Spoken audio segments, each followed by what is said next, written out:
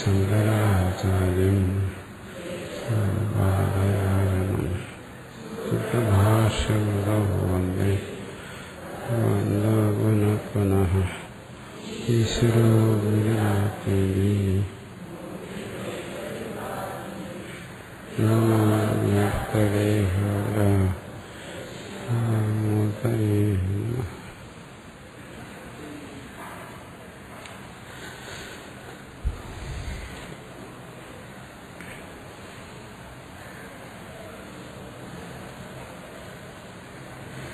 ഗുരുപരമ്പരയും എട്ടാന്തികം രണ്ടാമത്തെ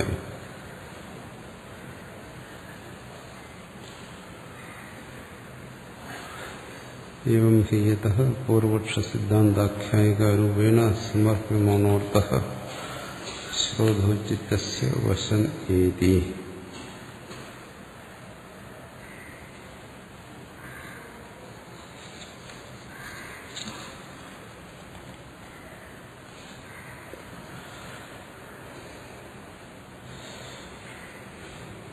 विपर्यहि तर्कशास्त्रवत् केवलार्थ अनुगमवाक्यैः समर्प्यमाणो द्रविज्ञेयस्य अत्यन्तसूक्ष्मत्वात् वस्तुनः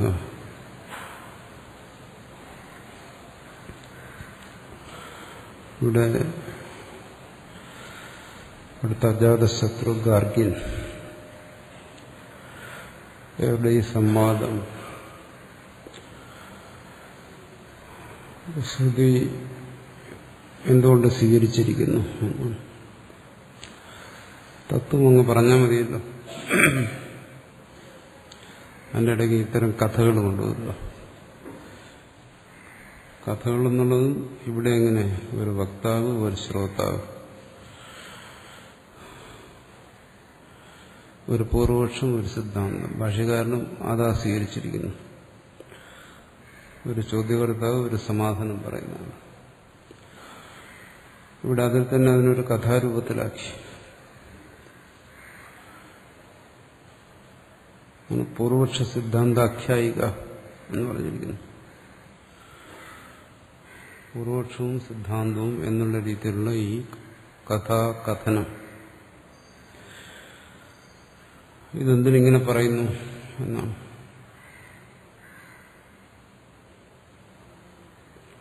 സാധാരണഗതിയിൽ ആ തത്വം യാതൊരു സംശയവും കൂടാതെ ഗ്രഹിച്ചിരിക്കുന്ന ആള് ആ തത്വത്തെ സ്പഷ്ടമായി ഗ്രഹിപ്പിക്കുന്നതിന് വേണ്ടി സ്വയം തത്വത്തെ സംശയരഹിതമായി ബോധിച്ചിട്ടുണ്ട്. എന്നാലും ശ്രോതാവിനെ അങ്ങനെ ഗ്രഹിപ്പിക്കണം. അങ്ങനെ ഗ്രഹിപ്പിക്കുന്നതിന് വേണ്ടി ആ ശ്രോതാവിന്റെ മനസ്സിൽ ആ തത്വശ്രവണത്തിൽ വരാമെന്നുള്ള സംശയങ്ങൾ മുൻകൂട്ടി കണ്ടു. ആ സംശയങ്ങളെ ചോദ്യരൂപത്തിൽ അവതരിപ്പിച്ചിട്ട് ആ ചോദ്യങ്ങൾക്ക് സമാധാനമായിട്ട് സിദ്ധാന്തത്തെ പ്രതിപാദിക്കുന്നു. ഈ ഒരു ശൈലിയാണ് ഭാഷ്യത്തിൽ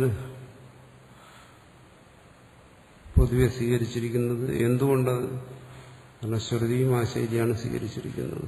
അതാണ് പൂർവപക്ഷ സിദ്ധാന്ത ആഖ്യായികാരൂപേണ സമർപ്യമാണോ അർത്ഥ. അങ്ങനെ ഉപദേശിക്കുന്ന വിഷയം ശ്രോതോ ചിത്തസ്യ വശമേതി, ശ്രോതാവിന്റെ മനസ്സിൽ തെളിയും. തന്റെ മനസ്സിൽ വരാവുന്ന സംശയങ്ങളെ നേരത്തെ തന്നെ നിരാകരിച്ചു കഴിഞ്ഞാൽ സിദ്ധാന്തം വ്യക്തമാകും. വിപര്യേഹി തർക്കശാസ്ത്രവത് കേവല അർത്ഥാനുപമ വാക്യഹി സമർപ്യമാണോ ദുർവിജ്ഞേയസ്യ. മറിച്ച് ചോദ്യം സമാധാനം ഈ രീതിയിലല്ലാതെ കേവലം തത്വപ്രതിപാദനം മാത്രമായി കഴിഞ്ഞു. അതെന്തുകൊണ്ട് എന്നൊരു ജിജ്ഞാസ ശ്രോതാവിന്റെ മനസ്സിൽ ഉണ്ടെത്താതെ പറയുന്നു തർക്കശാസ്ത്രത്തെ പോലെ സിദ്ധാന്തത്തെ മാത്രം പ്രതിപാദിക്കുന്നു. അവിടെ ആഖ്യായികളൊന്നുമില്ല. അങ്ങനെ വന്നു കഴിഞ്ഞാൽ ദുർവിജ്ഞേയസ്യ, ഇവിടത്തെ വിഷയം ദുർവിജ്ഞേയമാകുന്നുണ്ട്. അത്യന്ത സൂക്ഷ്മത്വ വസ്തുനഃ, ഇവിടെ പ്രതിപാദിക്കുന്ന ആത്മതത്വം അത്യന്ത സൂക്ഷ്മമാണ്. അതുകൊണ്ടിവിടെ പൂർവപക്ഷ സിദ്ധാന്ത രൂപത്തിൽ, ചോദ്യോത്തര രൂപത്തിൽ ഇതിനെ അവതരിപ്പിക്കുന്നു. അതുകൊണ്ട് സാധാരണ വരുന്നൊരു സംശയമാണ്, ഇതിന് ഇത്രയും വിപുലമായ ഭാഷ്യം, ഇത്രയും വിപുലമായ ശാസ്ത്രം, ബ്രഹ്മസത്യം, ജഗന്മിഥ്യ, ഇത്രയും പറഞ്ഞാൽ പോരെ? എന്തെല്ലാം പറഞ്ഞു കഴിഞ്ഞാലും അതാണല്ലോ പറയാൻ ഉദ്ദേശിക്കുന്നത്. ഈ ചർച്ച എന്തിനിങ്ങനെ ഭാഷ്യത്തിൽ നിന്നും ഭാഷ്യത്തിലേക്ക് നീട്ടിക്കൊണ്ടുപോകുന്നു? ഇതെല്ലാം പറയുന്നതിന്റെ താല്പര്യം അത് തന്നെയാണ്, ബ്രഹ്മസത്യം ജഗന്മിഥ്യ.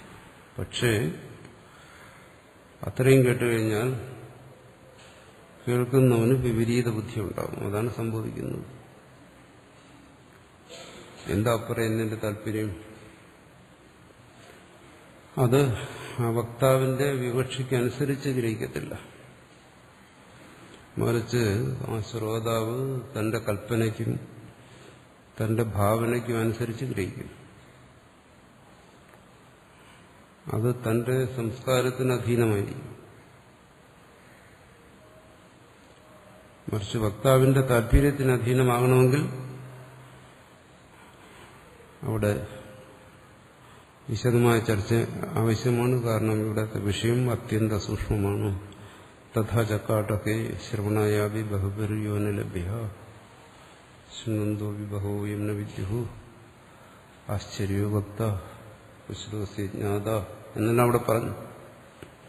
അത് നമ്മൾ കടന്നുപോയ ഭാഗങ്ങളാണ്. ഇത്യാദി വാക്യേ സുസംസ്കൃത ദേവബുദ്ധിഗമ്യത്വം സാമാന്യ മാത്രബുദ്ധിഗമ്യത്വം സപ്രപഞ്ചം ദർശിതം. സുസംസ്കൃതമായ ദേവബുദ്ധി, ഗീതയിൽ ചർച്ച ചെയ്തല്ലോ, ആസുരീ ശക്തികളും ദൈവീ ശക്തികളും, ആ സാത്വിക ബുദ്ധി, അതാണ് സംസ്കൃതമായ ദേവബുദ്ധിഗമ്യം. അപ്പൊ ബുദ്ധിയുടെ സംസ്കരണം, ആ ബുദ്ധിയുടെ സംസ്കരണത്തിനും സാധാരണ ബുദ്ധി ശുദ്ധി എന്ന് പറയും. അതിന് ഉപായമായി പറയുന്നത് കർമ്മയോഗമാണ്. ബുദ്ധിയുടെ ഏകാഗ്രത ഉപാസനകൾ സഹായിക്കുമെന്ന് പറയും. ഈശ്വരാരാധന സഹായിക്കുമെന്ന് പറയുന്നു. പക്ഷെ ഇവിടെ പറയുന്നത് ഈ ബുദ്ധിയുടെ സംസ്കരണം, അതിന് ഈ വിചാരവും സഹായിക്കും.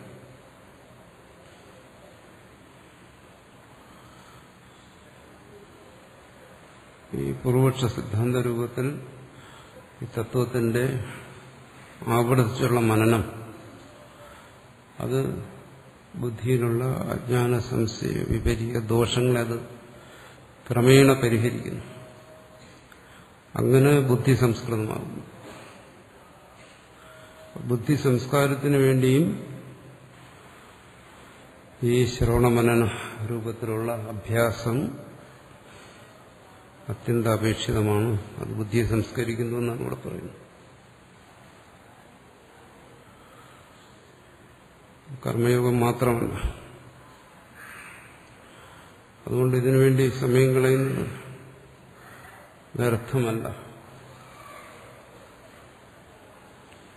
എത്ര കാലം ഇത് ആവർത്തിക്കണം? ഭാഷകാരൻ പല സന്ദർഭങ്ങളിലും ബ്രഹ്മസൂത്രത്തിലും മറ്റു പല ഭാഗങ്ങളിലെല്ലാം ഇത് ആവർത്തിച്ച് പറയുന്നുണ്ട്. ഏതുവരെ ഇതിന്റെ നിശ്ചയം ഉണ്ടാകുമോ അതുവരെ എന്നേ പറയാൻ കഴിയും. അങ്ങനെ ആവർത്തിച്ചാൽ നിശ്ചയം ഉണ്ടാകുമോ? ഉണ്ടാകും. എങ്ങനെ? ഈ പറയുന്ന സുസംസ്കൃത ദൈവബുദ്ധി ഗമ്യത്വം, ബുദ്ധിയുടെ സംസ്കരണത്തിലൂടെ. അതാണ് എൻ്റെ പ്രയോജനം. നമ്മുടെ അനുഭവത്തിലും അങ്ങനെയാണ്. ആവർത്തനത്തിലൂടെ ഈ ആശയം തെളിഞ്ഞു വരുന്നതായിട്ടാണ് മനസ്സിലാകുന്നത്. എന്നുകൊണ്ട് അവിടെ ബുദ്ധിയുടെ വിക്ഷേപങ്ങൾ മാറുന്നതായിട്ടും അനുഭവപ്പെടുന്നു. സപ്രപഞ്ചം ദർശനം ഇതെല്ലാം മുമ്പും വ്യക്തമാക്കിയിട്ടുണ്ട് എന്നാണ്.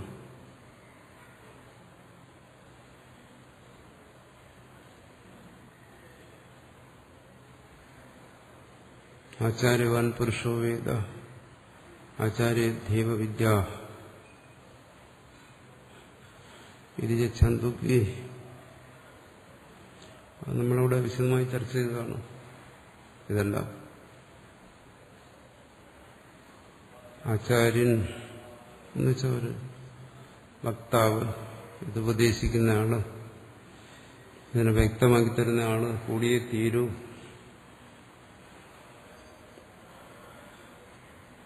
എന്തുകൊണ്ട്? ഈ സംശയാദി ദോഷങ്ങളെ അവിടെ പരിഹരിക്കാൻ പറ്റും. അല്ലെങ്കിൽ താൻ എന്താണോ ഇതിൽ നിന്ന് കേൾക്കുന്നത്, ഇതിൽ നിന്ന് എന്താണോ ധരിക്കുന്നത്, അത് ചിലപ്പോൾ വിപരീതമായിരിക്കും. അതിൽ മനസ്സുറച്ചു പോകും.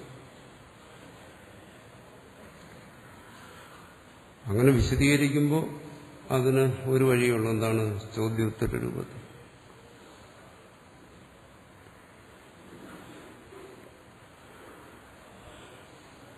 അത് അദ്വൈത ഉപദേശത്തിന്റെ പ്രത്യേകതയാണ്.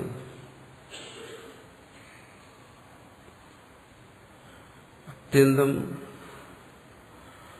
ബുദ്ധിശുദ്ധിയുള്ള ജീവന്മാർ അതിദുർലഭമാണ്. അവർ കൽപ്പത്തിൽ തന്നെ അപൂർവം ജീവന്മാരെ ഉണ്ടാകത്തുള്ളൂ. സാമാന്യമായിട്ട് ഈ ബുദ്ധി മന്ദതയുള്ളവരാണ്, മാലിന്യമുള്ളവരാണ്. അവർക്ക് ഈ തത്വത്തെ ശ്രവിക്കുമ്പോൾ അവരുടെ ഈ മലിനമായ ബുദ്ധി കൊണ്ട് തന്നെ ധരിക്കേണ്ടി വരും. മലിനമായ ബുദ്ധിയിൽ ധരിക്കാൻ കഴിയുമോ? ഇല്ല. അപ്പൊ അത് ധരിക്കുമ്പോൾ തന്നെ ആ മാലിന്യങ്ങളെ ദൂരീകരിക്കണം. അതിലൊരു ഉപദേഷ്ടാവുണ്ടായാലേ പറ്റൂ. കാര്യം ചാന്തോക്യത്തിൽ വ്യക്തമാക്കി. അങ്ങനെ ഉണ്ടാകുന്ന വിദ്യ മാത്രമേ ഫലപ്രദമാകത്തുള്ളൂ എന്നാണ്.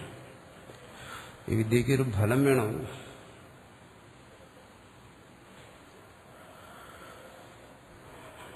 വിദ്യയുടെ ഫലം എന്താണ്? തത്വനിർണയം, തത്വനിശ്ചയം. അതാണ് അതിന്റെ പ്രാഥമികമായ ഫലം. അങ്ങനെ ഈ വിദ്യാജ്ഞാനം നിശ്ചയരൂപത്തിലാകണമെങ്കിൽ നിധ്യാസനം, അത് ഒരാളുടെ സഹായത്തോടുകൂടി മാത്രമേ സാധ്യമാകൂ. വിധിയെ ഛന്ദോഗ്യേ ഉപദേക്ഷ്യന്തി തേ ജ്ഞാനം ജ്ഞാനിന തത്വദർശന ഗീതാസു.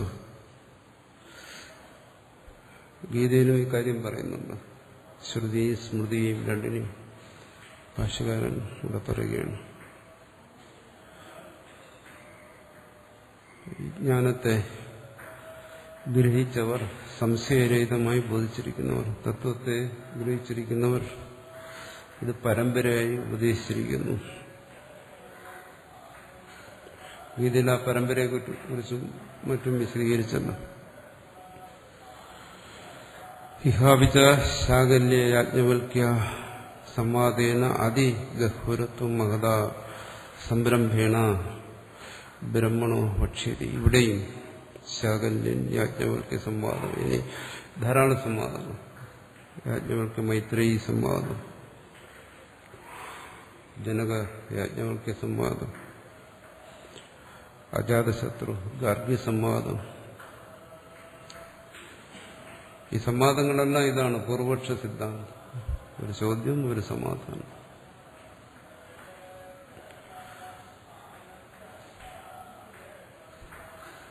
ആ രൂപത്തിൽ വളരെ യത്നിച്ച് വളരെ പരിശ്രമത്തോടുകൂടി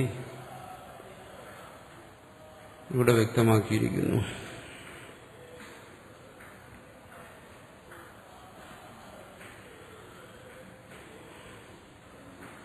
തസ്മാത് സൃഷ്ടൈവ ആഖ്യായിക രൂപേണ പൂർവപക്ഷ സിദ്ധാന്ത രൂപം ആപദ്യ വസ്തു സമർപ്പണാർത്ഥ ആരംഭ. അതുകൊണ്ട് ഇവിടെ തുടങ്ങി അങ്ങോട്ട് പ്രധാനമായിട്ട് തത്വനിർണയത്തിന് വേണ്ടി ഉപാസനയുടെ സന്ദർഭങ്ങൾ അങ്ങനെ വരുന്നുണ്ട്, ചോദ്യോത്തരങ്ങൾ. ഇനി വരുന്ന തത്വനിർണയ ഭാഗത്തും കഥാരൂപത്തിൽ, ആഖ്യായിക രൂപത്തിൽ, ആഖ്യായിക എന്ന് പറയുന്നതാണ് ചോദ്യോത്തരങ്ങൾ. ഒരാൾ ചോദിക്കുന്നു, മറ്റൊരാൾ സമാധാനം പറയുന്നു.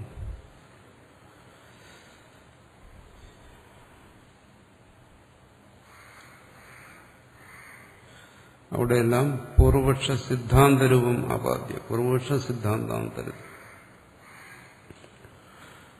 ഇത് പ്രത്യേകം മനസ്സിലാക്കണം. ഈ പൂർവപക്ഷ സിദ്ധാന്ത രൂപത്തിലുള്ള ഈ ചർച്ച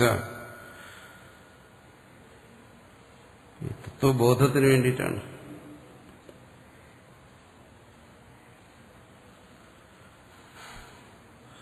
ഉപാസനയും തത്വചിന്തയും തമ്മിലുള്ള വ്യത്യാസം അതാണ്. ഉപാസന എന്ന് പറയുമ്പോൾ ഏതെങ്കിലും ഒരു കാര്യത്തെ ഇങ്ങനെ ആവർത്തിക്കും.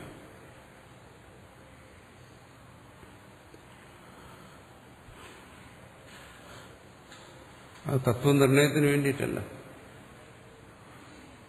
ഓരോ കാര്യത്തിന് ആവർത്തിച്ച് അതുകൊണ്ടുണ്ടാകുന്ന ഫലം എന്തോ, സമാധി പര്യന്തമുള്ള ഫലങ്ങൾക്ക് വേണ്ടിയിട്ടാണ്. അവിടെ പൂർവപക്ഷ സിദ്ധാന്തം വന്നു കഴിഞ്ഞാൽ വികല്പമായി, ഉപാസന സാധ്യമാകത്തില്ല.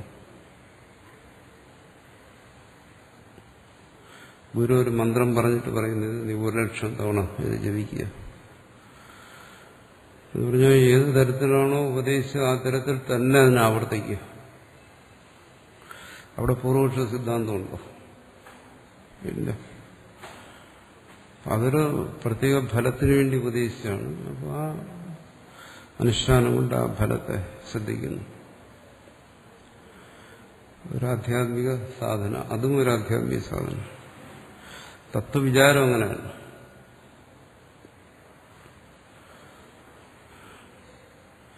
തത്വവിചാരത്തിൽ അത് മനോനിരോധ രൂപത്തിലുള്ളതല്ല.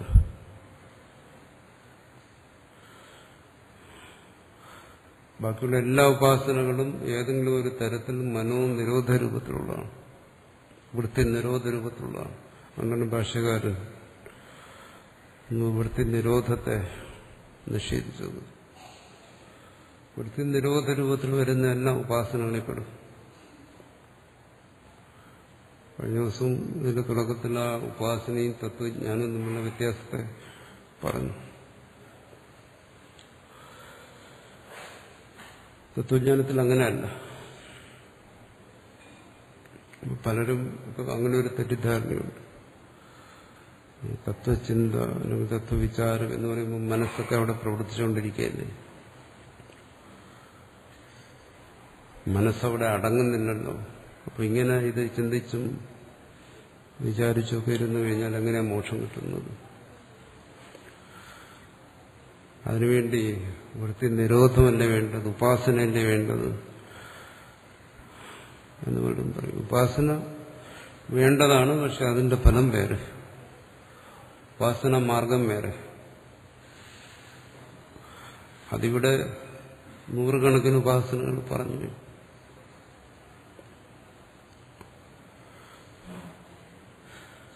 അത് പൂർവപക്ഷ സിദ്ധാന്ത രൂപത്തിലല്ല. എന്താണോ പറയുന്നത് അത് അതേപടി ചെയ്യുക, പുള്ളി വിസർഗം വിടാതെ. തത്വചിന്തയിൽ അങ്ങനെ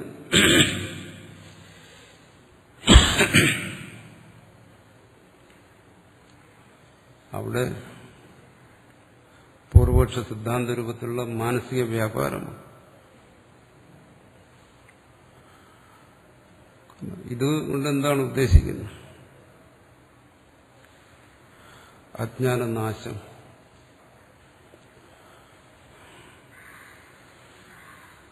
അതെങ്ങനെ തത്വനിശ്ചയത്തിലൂടെ ഉണ്ടാവും. അപ്പൊ ആ തത്വനിശ്ചയത്തിൽ എത്തിച്ചേരണമെങ്കിൽ വിചാരം അതേ ഉള്ളൂ, വേറെ വഴിയില്ല. അതുകൊണ്ട് വിചാരം എന്ന് പറയുന്നത് മനസ്സിന്റെ ഒരു വിക്ഷേപമല്ലേ. ആ വിക്ഷേപം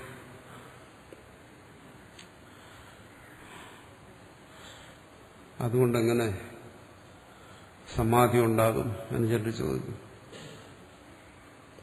അതുകൊണ്ടാണ് ഭാഷ്യകാരൻ ഉപാസനയുടെ ഫലമായി വരുന്ന സമാധിയെ അംഗീകരിക്കാത്തവരടുത്ത്. ഉപനിഷത്ത് വിചാരം ഇപ്പൊ തീരാറായി.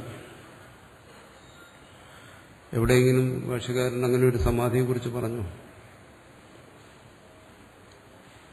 ഇല്ല. സവികല്പ നിർവികല്പ സമാധികളെ കുറിച്ച് അങ്ങനെ ഒരിടത്തും പറഞ്ഞിട്ടില്ലെന്ന് തുടക്കത്തിലേ പറഞ്ഞു. ഗീതയിലോ അതിനു മുമ്പ് ഒക്കെ പറഞ്ഞു. പക്ഷെ അന്ന് കേട്ട പലർക്കും വിശ്വാസമൊന്നുമില്ല. ഒരു പക്ഷേ പറയുന്നാണ്ട് വിവരക്കേടായിരിക്കുമെന്ന് പലരും ധരിച്ചു. പക്ഷെ ഇതുവരെയും വന്നില്ല. ഇനി വരുമെന്നിട്ട് പ്രതീക്ഷിക്കുകയും വേണ്ട.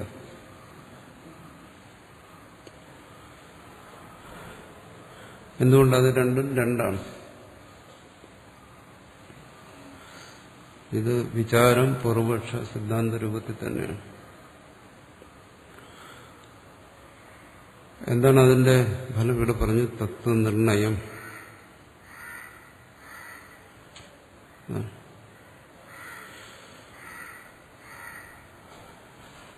അതുകൊണ്ട് തസ്മാ സൃഷ്ടേവ. അതുകൊണ്ട് അദ്വൈത വിചാരത്തെ സംബന്ധിച്ചിടത്തോളം ഇത് ശ്രേഷ്ഠമാണ്. അല്ല, നിങ്ങൾക്ക് നിവൃത്തി നിരോധമാണ് ആവശ്യമെങ്കിൽ ഇത് വിട്ടയ്ക്കുക. അതിനിതല്ല വഴി.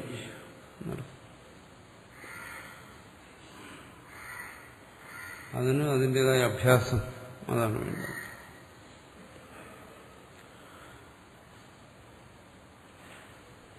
മറിച്ച് തത്വനിർണയത്തിനാണെങ്കിലും ആഖ്യായികാരൂപേണ പൂർവപക്ഷ സിദ്ധാന്തരൂപം ആപാദ്യ.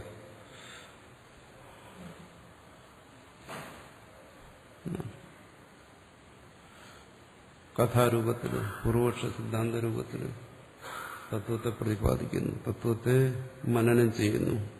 എന്തിന്? വസ്തു സമർപ്പണാർത്ഥ ആരംഭ. വസ്തു സമർപ്പണം, വസ്തുബോധനം, തത്വബോധനം, അതിനുവേണ്ടി, ആ തത്വബോധത്തിന് വേണ്ടിയാണ്. അദ്വൈത വിചാര മാർഗം അത് വേറെയാണ്.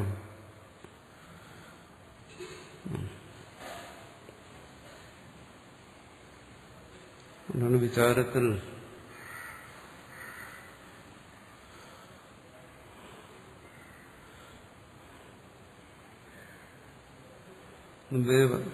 ബ്രഹ്മസൂത്രത്തിന്റെ ചർച്ചയിൽ തന്നെ നമ്മൾ പറഞ്ഞിട്ടുണ്ട്. അവിടെ ശ്രവണ മനന നിധിധ്യാസനം എല്ലാം ഏകകാലത്തിലാണ് സംഭവിക്കുന്നതാണ്.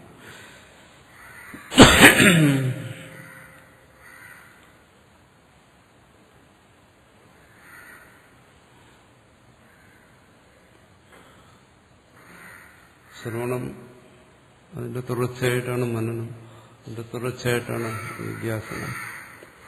തത്വത്തെ ശ്രവിക്കുമ്പോൾ തന്നെ തത്വത്തെക്കുറിച്ചുള്ള വിചാരം സംഭവിക്കുന്നു. എന്തിന്? ശ്രവണവും വിചാരവും തത്വത്തിന്റെ നിർണയത്തിന് വേണ്ടിയാണ്. അതും ശ്രവണത്തിൽ സംഭവിക്കുന്നു എങ്കിൽ ഇത് വ്യർത്ഥമായി തീരും.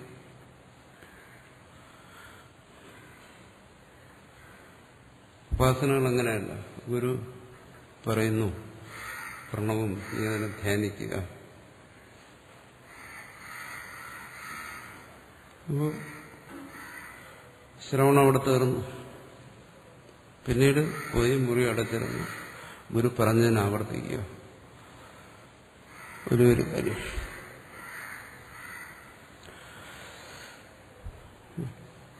അതിന്റെ ഫലം ഉണ്ടാവും.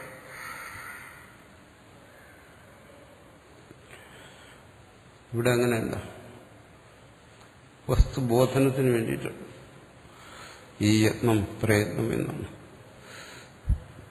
അതുകൊണ്ട് ഇനി വരുന്ന തത്വകഥനങ്ങൾ പൂർവപക്ഷ സിദ്ധാന്ത രൂപത്തിൽ വരുന്നത് അതിനെക്കുറിച്ച് ആശങ്ക വേണ്ട. അതൊക്കെ മനസ്സിന്റെ വിക്ഷേപമല്ല.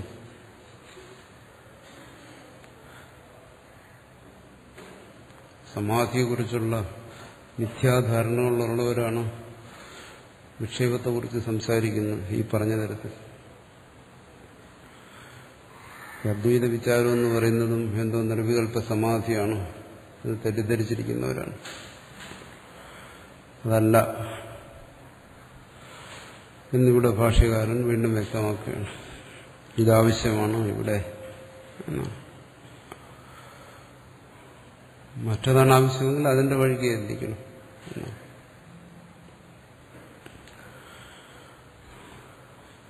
സമാധിയിലേക്ക് നേരിട്ട് പ്രവേശിക്കണോ? അഷ്ടാംഗ യോഗം അഭ്യസിക്കുക. വേദാന്ത വിചാരമല്ല അതിന്റെ ഉപായം.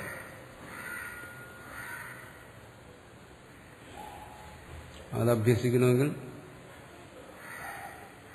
സത്യസന്ധമായി അത് അഭ്യസിക്കണമെങ്കിൽ സർവ്വ വ്യവഹാരങ്ങളും ഒഴിവാക്കണം. എല്ലാ വ്യവഹാരങ്ങളും വിട്ടിട്ട് ഗുഹയിൽ പോയിരിക്കണം. എന്നാലേ പറ്റും. കാരണം ചിത്തവൃത്തികളെ നിരോധിക്കണം. നിദ്രാവൃത്തിയെ കൂടെ നിരോധിക്കണമെന്നാണ് പറയുന്നത്. വ്യവഹാര മധ്യത്തിൽ ഒരിക്കലും യോഗം സാധ്യമല്ല.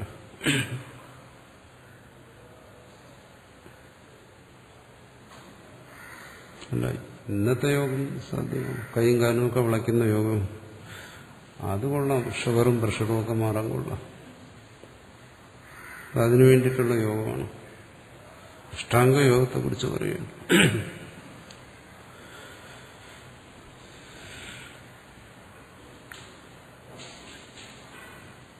അത് ഗുഹയിലിരുന്നേ പറ്റൂ. ഇന്നത്തെ കാലത്ത് അത് പ്രയാസമാണ്.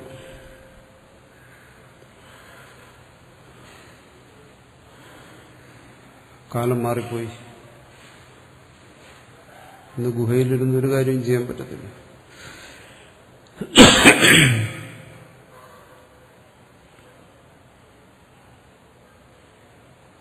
AC ഗുഹ ഉണ്ടാക്കിയാലും പ്രയാസം. കറണ്ട് പോയാൽ പ്രശ്നം. ജനറേറ്റർ ഉണ്ടെങ്കിൽ ഇപ്പോൾ ഡീസലിനും പെട്രോളിനും ഭയങ്കര വില.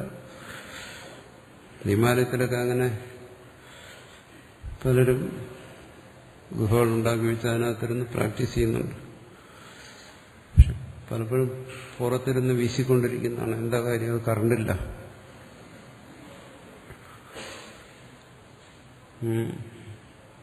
പിന്നെ എങ്ങനെയാ യോഗം പരിശീലിക്കുന്നത്? പറയുന്ന യോഗം പരിശീലിക്കാൻ പ്രയാസമാണ്. അതുകൊണ്ട് അദ്വൈത വിചാരത്തിന്റെ വഴി അത് വേറെയാണ്.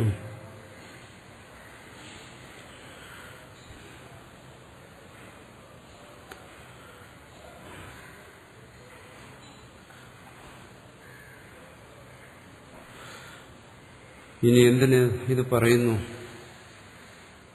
ആചാര വിദ്യോപദേശാർത്ഥസ്ഥ, ആചാരങ്ങളെ മനസ്സിലാക്കാൻ വേണ്ടി. ഗുരു എങ്ങനെ ആചരിക്കണം? ആചാര്യൻ എന്ന് പറഞ്ഞാൽ തന്നെ ആചരിക്കുന്നവനാണെന്നല്ല. എങ്ങനെ ആചരിക്കണം? ശിഷ്യൻ എങ്ങനെ ആചരിക്കണം? അതിവിടെ നേരായി കാണിക്കുന്നുണ്ട് ഈ കഥയിൽ വളരെ വ്യക്തമായി. ഒരാൾ ക്ഷത്രിയ ഗോത്രത്തിൽ പിറന്നവൻ, അയാളുടെ അടുത്ത് ബ്രാഹ്മണ ഗോത്രത്തിൽ പിറന്ന ഒരാൾ ചെല്ലുന്നു. താൻ ബ്രഹ്മത്തെക്കുറിച്ച് അറിഞ്ഞവനാണെന്നുള്ള ഒരു അഭിമാനത്തോടു കൂടിയാ ചെല്ലുന്നു. വലിഞ്ഞു കയറി ഉപദേശിക്കുന്നു, ഞാൻ ബ്രഹ്മത്തെക്കുറിച്ച് നിങ്ങൾക്ക് പറഞ്ഞു തരാം. അപ്പൊ ഈ വലിഞ്ഞു കയറി ഉപദേശിക്കാൻ വരുന്ന കേൾക്കുന്ന ആള് ബ്രഹ്മത്തെക്കുറിച്ചെല്ലാം അറിഞ്ഞ ആളാണ്. ഒരുവൻ തന്നെ വലിഞ്ഞു കയറി ഒന്ന് ഉപദേശിക്കുമ്പോൾ അത് മനസ്സിലായി ഇതിവന്റെ വിവരക്കേടാണ്. പക്ഷെ അത് പുറത്ത് പ്രകടിപ്പിച്ചില്ല. ശരി, നിങ്ങളുടെ ഉപദേശത്തിന്, നിങ്ങൾ ഉപദേശിക്കാമെന്ന് പറഞ്ഞതിന് തന്നതാ പിടിച്ചോ 1000 പശുക്കൾ. ദക്ഷിണ ആദ്യമേ അങ്ങ് തന്നേക്കാം, ഉപദേശം തുടങ്ങുന്നു പറഞ്ഞു. കാരണം ഉപദേശം വാങ്ങിയിട്ട് അവസാനം ദക്ഷിണ കൊടുത്ത് പിരിയുക ചെയ്യുന്നു. പറഞ്ഞ ആദ്യമേ തന്നേക്കാം, പിന്നെ ഉപദേശം മതി. കാരണം ഈ ഉപദേശിക്കുന്നയാളിന് വേണ്ടത്ര പക്വത ഇല്ലാത്തതുകൊണ്ടാണ് അത് പറഞ്ഞത്. ഉപദേശം തുടങ്ങി, ഓരോ കാര്യങ്ങളായി ഉപദേശിക്കുന്നു.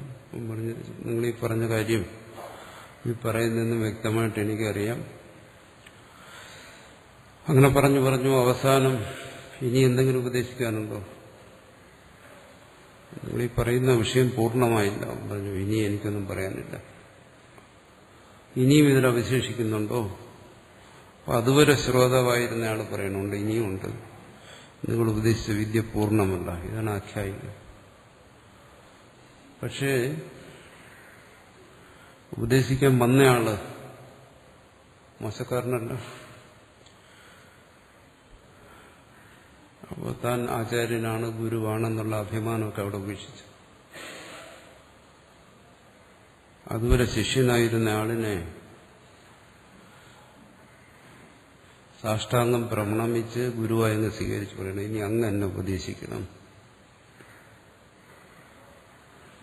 ഇത് വളരെ അപൂർവമായൊരു സന്ദർഭമാണ്. ഗുരുവായ ഒരാളുടെ അടുത്ത് ചെല്ലുക, ഉപദേശിക്കുക,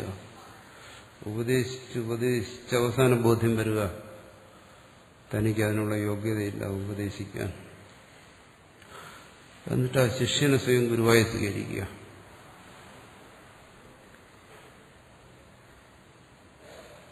പൂർണ്ണമായും ശിഷ്യനായി ആഗ്രഹിച്ച് ശിഷ്യനെ പൂർണ്ണമായും ഗുരുവായി അംഗീകരിച്ച് പിന്നെ മുമ്പോട്ട് ഉപദേശം കേൾക്കുക.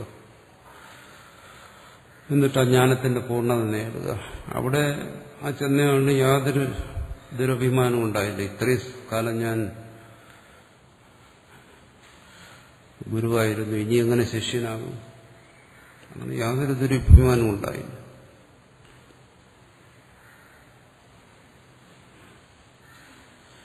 അവിടെ ശിഷ്യൻ ചോദിക്കുന്നുണ്ട്, ആദ്യ ശിഷ്യനായ അത് ബ്രാഹ്മണ ഗോത്രത്തിൽപ്പെട്ട ആളല്ലേ. അന്നും ആ കാലഘട്ടത്തിലൊക്കെ മനുഷ്യരിങ്ങനെ ഓരോ വിഭാഗങ്ങളായി, ഗോത്രങ്ങളായി കഴിഞ്ഞിരുന്നവരാണ്. ആ ഗോത്രം എന്ന് പറയുമ്പോൾ ഇന്നത്തെ ജാതിയല്ല. ഗോത്രം എന്ന് പറയുമ്പോൾ ഇന്ന് മലയാളി, തമിഴൻ, തെലുങ്കൻ എന്നൊക്കെ പറയും പോലെ ഉള്ളൂ. എന്തുകൊണ്ടൊരു ഭാഷ സംസാരിക്കുന്നതുകൊണ്ട് അവർ ഒരു വിഭാഗം, അത്രയേ ഉള്ളൂ.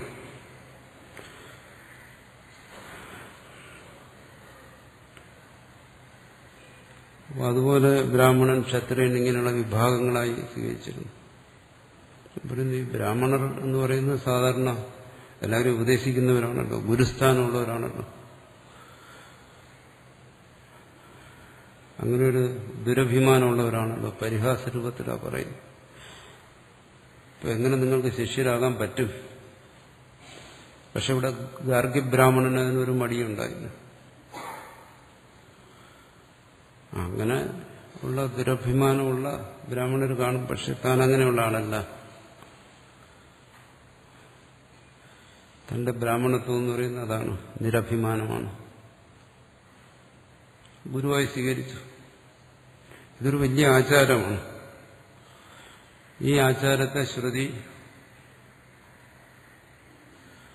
ഇവിടെ വെളിപ്പെടുത്തുന്നു എന്നാണ്.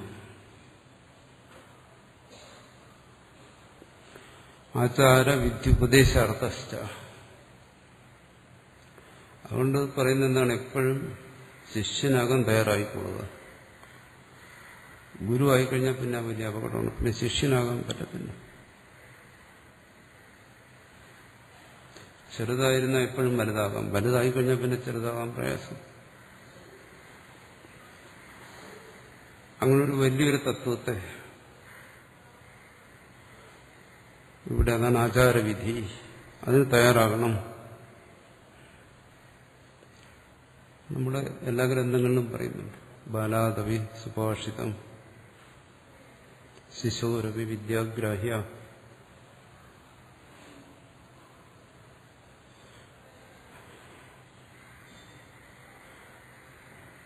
അല്പജ്ഞനും ചിലപ്പോൾ എന്തെങ്കിലും വിദ്യ കൈ കാണും.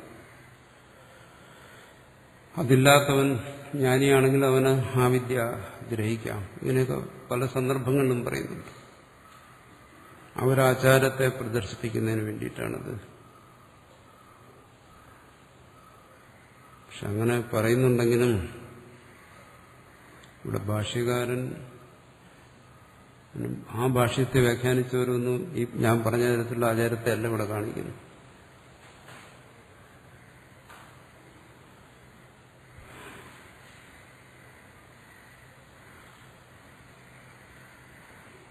അതൊരു നിർഭാഗ്യം എന്നേ പറയാൻ പറ്റും. നിർഭാഗ്യകരമായൊരു സംഭവം.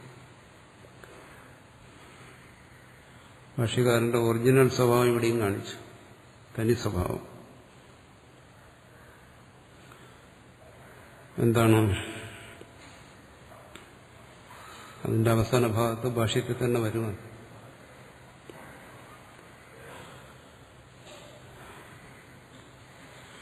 ഉത്തമ അധമേന പ്രണിപാത ഉപസദനാദി ദ്വാരാ വിദ്യാഗ്രഹ്യ അധമാത് ഉത്തമേന തദ്വ്യതിരേകേണ ശ്രദ്ധാദി മാത്രേണ സലഭ്യ. ഈ ആചാരം ഇവിടെ ആചാരത്തെ ദുർവ്യാഖ്യാനം ചെയ്തു ഭാഷ്യകാരനും വ്യാഖ്യാതാക്കളുമില്ല. ശ്രുതിയിൽ പറയുന്ന ആചാരം വളരെ സ്പഷ്ടമാണ്. തനിക്ക് താൻ ആചാര്യനാണ്, ഗുരുവാണെങ്കിലും തനിക്ക് വിവരമില്ല എന്ന് തോന്നിക്കഴിഞ്ഞാൽ ഉടൻ ശിഷ്യനായിക്കോളുക. ഇതാണ് ആചാരം. അങ്ങനെയാണ് ഇവിടെ കണ്ടത്.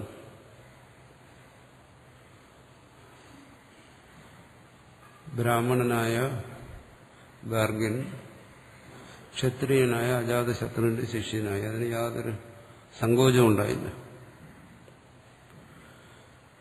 അജാതശത്രു അങ്ങനെ പറഞ്ഞിട്ടും നിങ്ങളെല്ലാം എല്ലാവരും ഉപദേശിക്കാൻ നടക്കുന്നവരാണല്ലോ, എങ്ങനെ നിങ്ങൾ ശിഷ്യരാകും, ഒരു പരിഹാസരൂപത്തിൽ.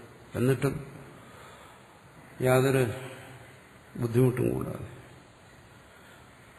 ഇവിടെ പറയുന്ന അങ്ങനെയല്ല. ബ്രാഹ്മണൻ ഉത്തമനാണ്, ക്ഷത്രിയൻ അധമനാണ്. ഉത്തമാധമേന ഉത്തമനായ ബ്രാഹ്മണനിൽ നിന്നും അധമനായ ക്ഷത്രിയൻ വിദ്യ സ്വീകരിക്കുകയാണെങ്കിൽ പ്രണിപാത ഉപസദന ശുശ്രൂഷാദികളെല്ലാം അവിടെ ചെയ്യണം. എന്നുവെച്ചാൽ ഉത്തമനായ ബ്രാഹ്മണനെ ശിഷ്യനായിരിക്കുന്ന ക്ഷത്രിയൻ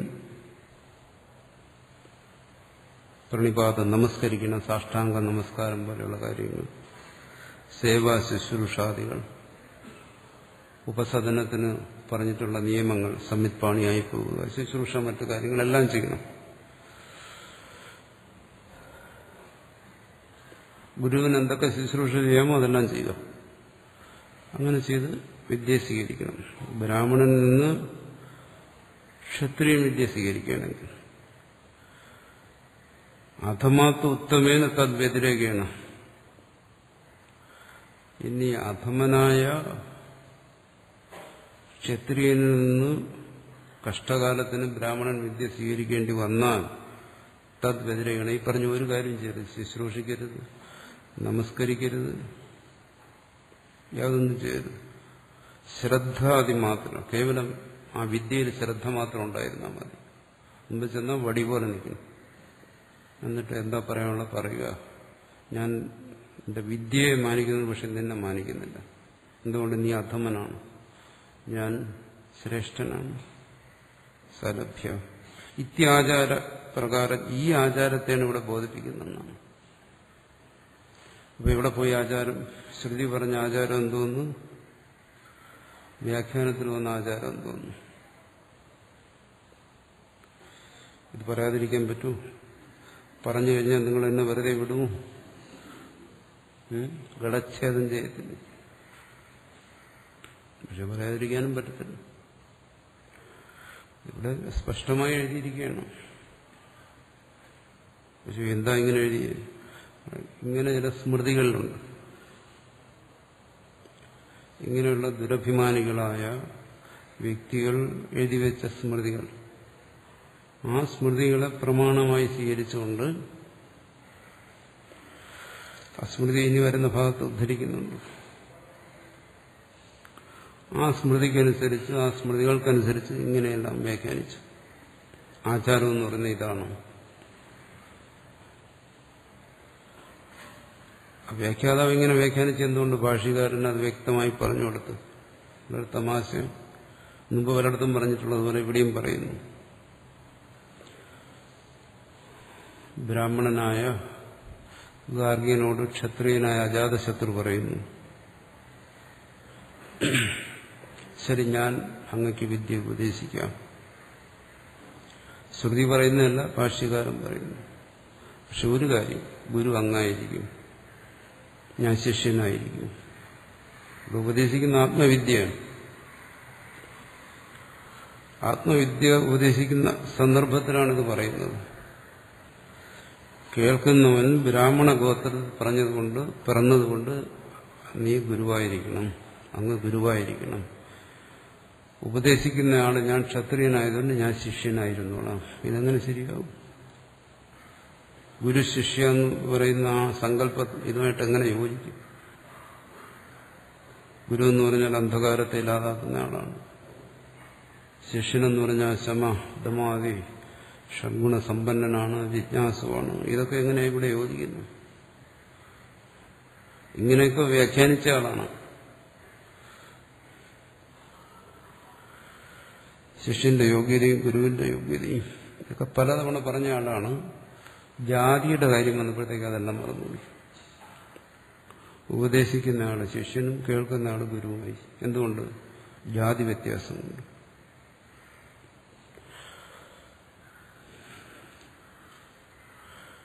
അതിവിടെയും പ്രയോഗിച്ചു.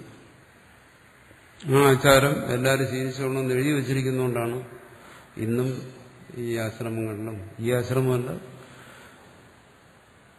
ഓരോ ആശ്രമങ്ങളിലും മഠങ്ങളിലും എല്ലാം ഈ ദുരാചാരം നിലനിൽക്കുന്നതും.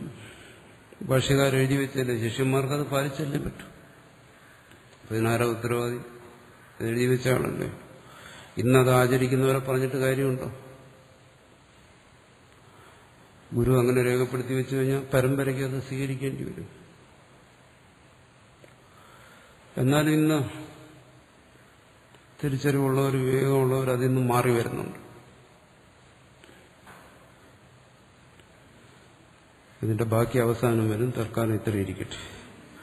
ഏവം ആചാരവതോ വക്തൃശ്രോതോരാഖ്യായിക അനുഗതോ അർത്ഥോ അവഗമ്യതേ. അപ്പോ ഈ ആചാരം വേണം, ഈ പറഞ്ഞ രീതിയിൽ, ഭാഷ്യകാരൻ പറയുന്ന രീതിയിലുള്ള ആചാരം വക്താവിനും ശ്രോതാവിനും വേണം. ശ്രോതാവ് ബ്രാഹ്മണനാണെങ്കിൽ ഗുരുവാക്കി സ്വീകരിച്ചോണം.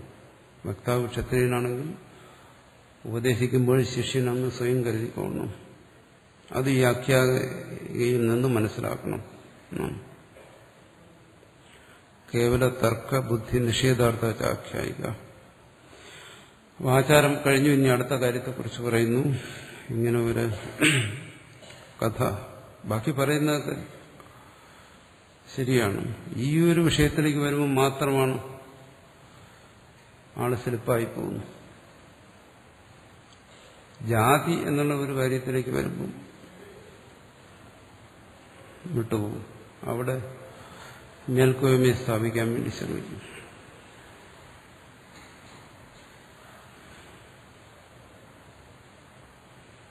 അമൃതത്തിൽ ഒരു തുള്ളി വിഷം പോലെ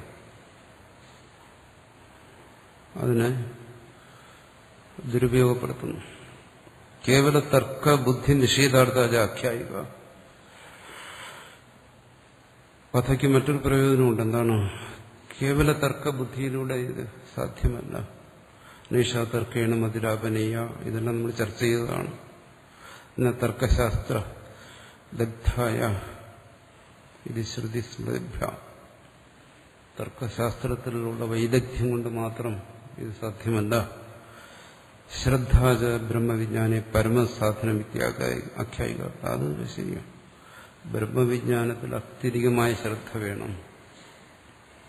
ഇവിടെ ഗാർഗ്യ ബ്രാഹ്മണൻ അത്ര ഒരു ശ്രദ്ധയുള്ള ആളായിരുന്നു. കാരണം താൻ ഇതിനെക്കുറിച്ച് അറിയുന്നവനാണ് എന്ന് സ്വയം ധരിച്ചിരുന്ന ആളാണ്. പക്ഷേ തന്റെ അറിവിന്റെ പരിമിതി ബോധ്യപ്പെട്ട ആ നിമിഷം തന്നെ ആ വിദ്യയോടുള്ള ശ്രദ്ധ കൊണ്ട് അവിദ്യ സ്വീകരിക്കാൻ തയ്യാറായി. തന്റെ എല്ലാ അഭിമാനത്തെയും വെടിഞ്ഞിട്ട് സ്വയം ശിഷ്യനായി.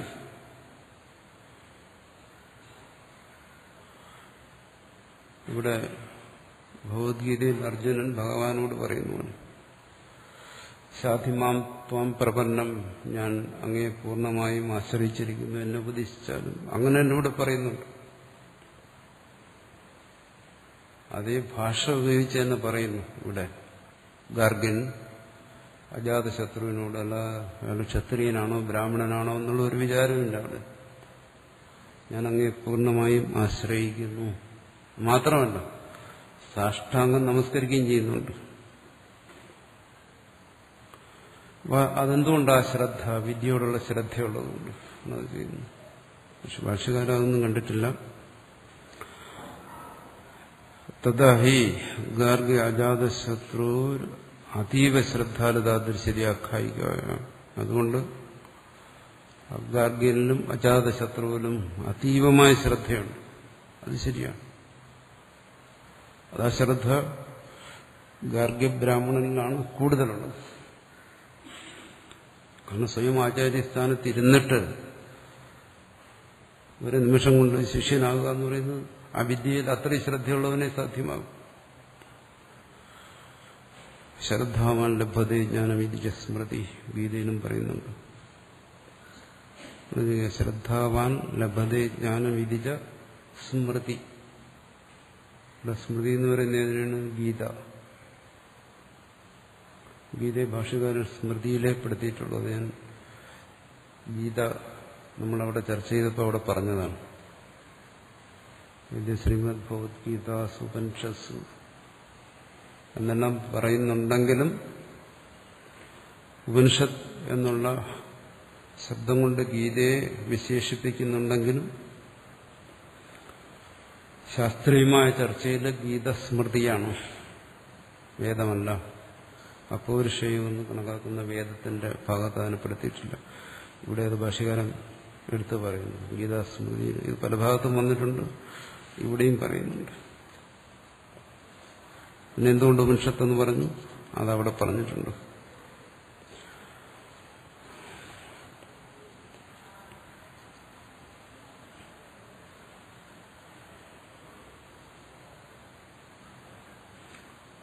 അടുത്ത് ദൃപ്ത ബാലാകിൽ അനൂചാനോ ഗാർഗ്യ ആസ സഹോവാച ജാതശത്രും കാശ്യം ബ്രഹ്മത്തെ ബ്രവാണീതി സഹോവാച അജാതശത്രു സഹസ്രമേതസ്യാം വാചിദത്മോ ജനകോ ജനക ഇതി ജനാ ധാവന്തി. ദൃപ്തബാലാകി, ദൃപ്തൻ ഭാഷകാരൻ വരുന്ന ഗർവിതൻ, അല്പം അഹങ്കാരമുള്ളവൻ, അറിവിന്റെ അഹങ്കാരം, തന്നെല്ലാം അറിഞ്ഞു കഴിഞ്ഞവനാണെന്നുള്ള ഒരു അഹങ്കാരം. എന്തിനെ സംബന്ധിച്ച്? ബ്രഹ്മവിദ്യയെ സംബന്ധിച്ച്.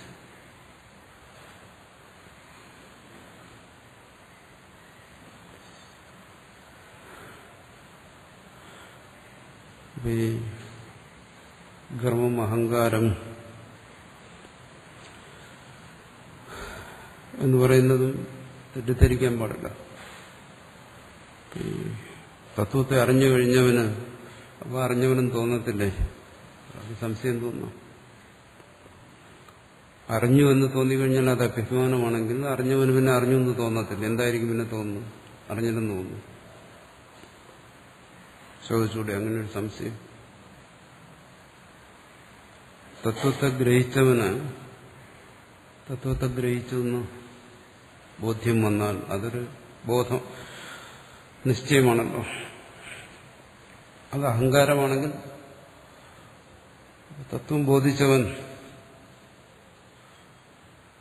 തത്വത്തെക്കുറിച്ചുള്ള അറിവ് എങ്ങനെയായിരിക്കും അയാൾ? ആത്മബോധം അഹങ്കാരമാണോ? ആത്മബോധം അഹങ്കാരമല്ല. കാരണം തത്വത്തെ ബോധിച്ചവൻ ആ ആത്മബോധത്തോടുകൂടി ആ ആത്മബോധത്തിലുള്ള വിശ്വാസം, അതിനാണെങ്കിൽ നമുക്ക് പറയാം, ആത്മവിശ്വാസത്തോടുകൂടി ഉപദേശിക്കുന്നു. ഇതാണ് തത്വം. അതല്ല ഗർവ്. അവിടെ ഗർവില്ല. കാരണം എന്തുകൊണ്ട്?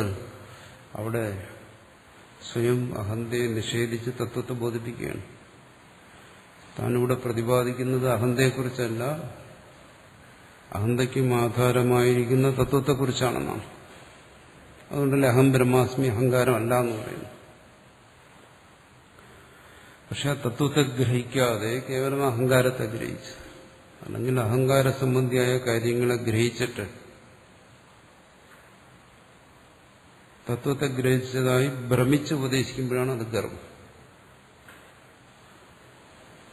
അങ്ങനെ ഉപദേശിക്കുന്നിടത്ത് നമുക്ക് പറയാം എന്താണ്? ദൃപ്തനായി ഗർവോടുകൂടി ഉപദേശിക്കുന്നു. അഹം ബ്രഹ്മാസ്മി എന്നുള്ള ബോധത്തോടുകൂടി ഉപദേശിക്കുന്നെങ്കിൽ അതിനെ നമുക്ക് പറയാം എന്താണ്? അത് ആത്മവിശ്വാസത്തോടുകൂടി ഉപദേശിക്കുന്നു, ആത്മനിശ്ചയത്തോടുകൂടി ഉപദേശിക്കുന്നു. ആത്മനിശ്ചയം അല്ലെങ്കിൽ ആത്മവിശ്വാസം എന്നെല്ലാം പറയുന്നത് ഗർവല്ല. ഇവിടെ പക്ഷെ എന്താണ്? ഗർവാണ്. ബാലാകി,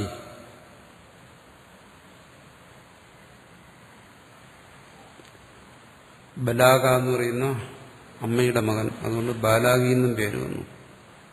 അനൂചാനഹ, അനൂചാനഹ എന്ന് പറയുന്നതിന് ഭാഷ്യകാരൻ പറയുന്ന അർത്ഥം അനുവചന സമർത്ഥോ വക്ത വാഗ്മി, കാര്യങ്ങൾ പറയുന്നതിനുള്ള സാമർഥ്യമുള്ളവൻ, വക്താവ്. അനൂചാനും വേറെ അർത്ഥമുണ്ട്. പ്രവചനെ സാങ്കു അധീതി അനൂചാനു വിനീതഹസ്യ സംഘവേദ വിചക്ഷണ. സംഘങ്ങളോടുകൂടി വേദത്തെ അധ്യയനം ചെയ്തവൻ അനൂചാനൻ. വേദമൊക്കെ അധ്യയനം ചെയ്തിട്ടുണ്ട്, അത് സംഘം അംഗങ്ങളോടുകൂടി. എന്നിട്ടെന്ന് എന്താ ഈ ഗർവ് വന്നതെന്ന് ചോദിക്കും. വേദം മുഴുവൻ അധ്യയനം ചെയ്യുന്നപ്പോൾ എന്താ തത്വമസി അഹം ബ്രഹ്മാസി ഒന്നും കേട്ടില്ലേ? കേട്ടതുകൊണ്ടായില്ല, എന്റെ താല്പര്യത്തെ ഗ്രഹിക്കാൻ കഴിഞ്ഞില്ല. അങ്ങനെ അധ്യയനം ചെയ്തപ്പോ ഇവിടെ അജാതശത്രുവിനെ പോലെയുള്ള ഒരു ആചാര്യനെ കിട്ടിയില്ല. അതാ വേദാധ്യയനം എന്ന് പറഞ്ഞാൽ ഒരാൾ ചൊല്ലിക്കൊടുക്കുന്നു, വേറൊരാൾ ഏറ്റു പറഞ്ഞു ഉറപ്പിക്കുന്നു, അതാ വേദാധ്യയനം. അതുകൊണ്ടായില്ലല്ലോ. അജാതശത്രുവിനെ പോലെയുള്ള ഒരു ആചാര്യനിൽ നിന്നും വേദ താല്പര്യത്തെ ഗ്രഹിച്ചില്ല. അതുകൊണ്ടാണ് അനൂചാനൻ ആയിട്ടും ഗാർഗ്യൻ, ഗർഗകുലത്തിൽ പിറന്നവൻ. ഗാർഗ്യൻ പിറന്നവൾ ഗാർഗി. ആ ഗാർഗ്യൻ അങ്ങനെ ഒരാളുണ്ടായിരുന്നു. സഹോവാച അജാതശത്രും കാശ്യം. അയാളെ തന്റെ അറിവ് ആർക്കെങ്കിലും വിളമ്പിക്കൊടുക്കണം എന്ന് പറഞ്ഞിങ്ങനെ സഞ്ചരിക്കുകയാണ്. ഓരോരുത്തരെയും കണ്ട് ഇങ്ങനെ ഉപദേശിച്ചു. നല്ല ഹോട്ടലിലൊന്നും കയറി ഊണ് കഴിക്കാൻ പറ്റിയില്ല അതുവരെ. അതുകൊണ്ട് അതിന്റെ രുചി എന്താണെന്ന് മനസ്സിലായില്ല. അവസാനം ചെന്നുപെട്ടതോടെ കാശി രാജാവായ അജാതശത്രുവിന്റെ മുമ്പിൽ. അങ്ങനെയുണ്ടല്ലോ. അപ്പൊ തന്റെ വിദ്യ വരച്ചു നോക്കുന്നുള്ള ശരിയായ ഒരു ഉരകല്ല അതുവരെ കിട്ടിയില്ല. അതുകൊണ്ട് താൻ ധരിച്ചിരിക്കുന്നതാണ് അവസാനം എന്നുള്ള ഗർഭിൽ നടന്നു. ഉപദേശിക്കുന്ന ആളായി നടന്നു. പഠിച്ചിട്ടാ നടന്നു, പഠിക്കാതെ അല്ല. ഇന്നത്തെ ഉള്ളവരെ പോലെ ഒന്നും അറിയാതെ ഉപദേശിക്കാൻ നടക്കുന്ന ആളല്ല. അറിഞ്ഞിട്ട് തന്നെയാണ്, പക്ഷേ അറിയേണ്ടതറിഞ്ഞില്ല എന്നുള്ളതേ ഉള്ളൂ. അതിനെ പറഞ്ഞ അനൂചാനൻ വിദ്വാനാണ്. വിദ്യയില്ലാതെ ഉപദേശിക്കാൻ നടക്കുന്നവരുടെ കാര്യം എന്ത് പറയുന്നു? അങ്ങനെയുള്ള അജാതശത്രു കാശി രാജാവായ, അങ്ങനെയുള്ള ഗാർഗ്യൻ കാശി രാജാവായ അജാതശത്രുവിന്റെ മുമ്പിൽ ചെന്നുപെട്ടു. രാജസദസ്സിൽ അവിടെ ചെന്നുടനെ എന്നെ എന്ത് പറഞ്ഞു? ബ്രഹ്മത്തെ പ്രബ്രവാണി, ബ്രഹ്മത്തെക്കുറിച്ചുള്ള സർവ്വവിവരങ്ങളും ഞാൻ പൂർണ്ണമായും താങ്കളെ ബോധിപ്പിക്കാം എന്നോ. ഈ രാജസദസ്സിൽ പോയി ഇത്തരം കാര്യങ്ങളൊക്കെ പറയുമ്പോൾ ഒരു ചില താല്പര്യങ്ങളും എന്താണ്? ദക്ഷിണ കിട്ടണം. അതിനുവേണ്ടിയിട്ടാണ് രാജാവിന് മുമ്പ് പോയി പറയുന്നത്. അപ്പൊ ഇയാളുടെ വരവ് കണ്ടപ്പോഴും മറ്റൊന്നുമല്ല പറയുന്നത്, ബ്രഹ്മത്തെക്കുറിച്ച് പറഞ്ഞു തരാമെന്ന് പറയുമ്പോഴും ബ്രഹ്മജ്ഞാനിയായ അജാതശത്രുവിന് കാര്യം പിടികിട്ടി. ഇവനൊരല്പനാണ്, ഇവൻ ഉത്സവപ്പറമ്പിൽ നിന്ന് പ്രസംഗിക്കേണ്ടവനാണ്, ഇവിടെ കയറി വന്ന് എന്റെ മുമ്പ് വന്നിട്ട് ഇത് പറയേണ്ട ആളല്ല. പക്ഷെ അതൊന്നും അറിഞ്ഞതായി ഭാവിച്ചില്ല. എന്തു പറഞ്ഞു? സഹോ വാച അജാതശത്രു സഹസ്രമേതസ്യാം വാചിദത്മോ. ശരി, ഇത്രയും നീ പറഞ്ഞല്ലോ, ബ്രഹ്മം നിനക്ക് ഉപദേശിച്ചു തരാം. ബ്രഹ്മത്തെക്കുറിച്ച് കാര്യമായ വിവരമൊന്നുമില്ല. വിവരമുണ്ട്, പക്ഷെ കാര്യമായ വിവരമില്ല. ഇല്ലാതെ തന്നെ ഇത്രയും പറയാൻ നീ ധൈര്യം കാണിച്ചല്ലോ. ആ വിവരക്കെട്ടിന്റെ ധൈര്യത്തിനും ഒരു സമ്മാനം. എന്താണ്? 1000 പശു പിടിച്ചോ നിന്റെ വിവരക്കേടിന്. ഏതസ്യം വാജിദത്മഹ, ഈ പറഞ്ഞ വാക്കിന് ഇതാ ഞാൻ തരുന്നു 1000 പശു. മുൻകൂട്ടി തന്നെ ദക്ഷിണ അങ്ങ് പ്രഖ്യാപിച്ചു. സാറിന് മത്സരിച്ച് ജയിച്ചിട്ടാണ് സമ്മാനം കൊടുക്കുന്നത്. തുടക്കത്തിൽ തന്നെ കൊടുത്തു. ഒന്നുകൂടി പറഞ്ഞു, എന്താണ്? ജനകോ ജനകൈതി വൈ ജനാഹ ധാവന്തി. ഇങ്ങനെ നിന്നെപ്പോലുള്ള ആൾക്കാർ ഓടുന്നുണ്ടല്ലോ, ജനകൻ ജനകൻ എന്ന് പറഞ്ഞു. ജനകൻ അക്കാലത്ത് വളരെ പ്രസിദ്ധനായിരുന്നു, ജ്ഞാനിയായിരുന്നു. അജാതശത്രുവിനെ പോലെ തന്നെ ആര് എന്ന് എന്ത് വിഡിത്തം പറഞ്ഞാലും കേട്ടുകൊണ്ടിരിക്കും. അറിവുള്ളവരുടെ ഒരു ഗുണം അതാണ്, അറിവില്ലാത്തവന് ക്ഷമിക്കും. ക്ഷമിച്ചാലേ ഇത് കേട്ടോണ്ടിരിക്കാൻ പറ്റും, ക്ഷമയില്ലാത്തവന് കേൾക്കാൻ പറ്റും. അപ്പൊ അങ്ങനെ ക്ഷമിക്കുന്ന ഒരാളാണ് ജനകൻ. അത് മാത്രമല്ല, അവരോട് അനുകമ്പയുള്ള ആളുമാണ്. എന്തെല്ലാം വിവരക്കേട് പറഞ്ഞാലും എല്ലാം കേട്ട് കഴിഞ്ഞിട്ട് അവസാനം ഒരു സമ്മാനം കൊടുത്തുവിടും. പറയുന്ന ഇതിനു വേണ്ടിയിട്ടാണ്. ചിലപ്പോൾ ദരിദ്രനായിരിക്കും, അതുകൊണ്ട് പശുവോ സ്വർണമോ എന്തെന്ന് വെച്ചാൽ അത് കൊടുത്തു വിടും.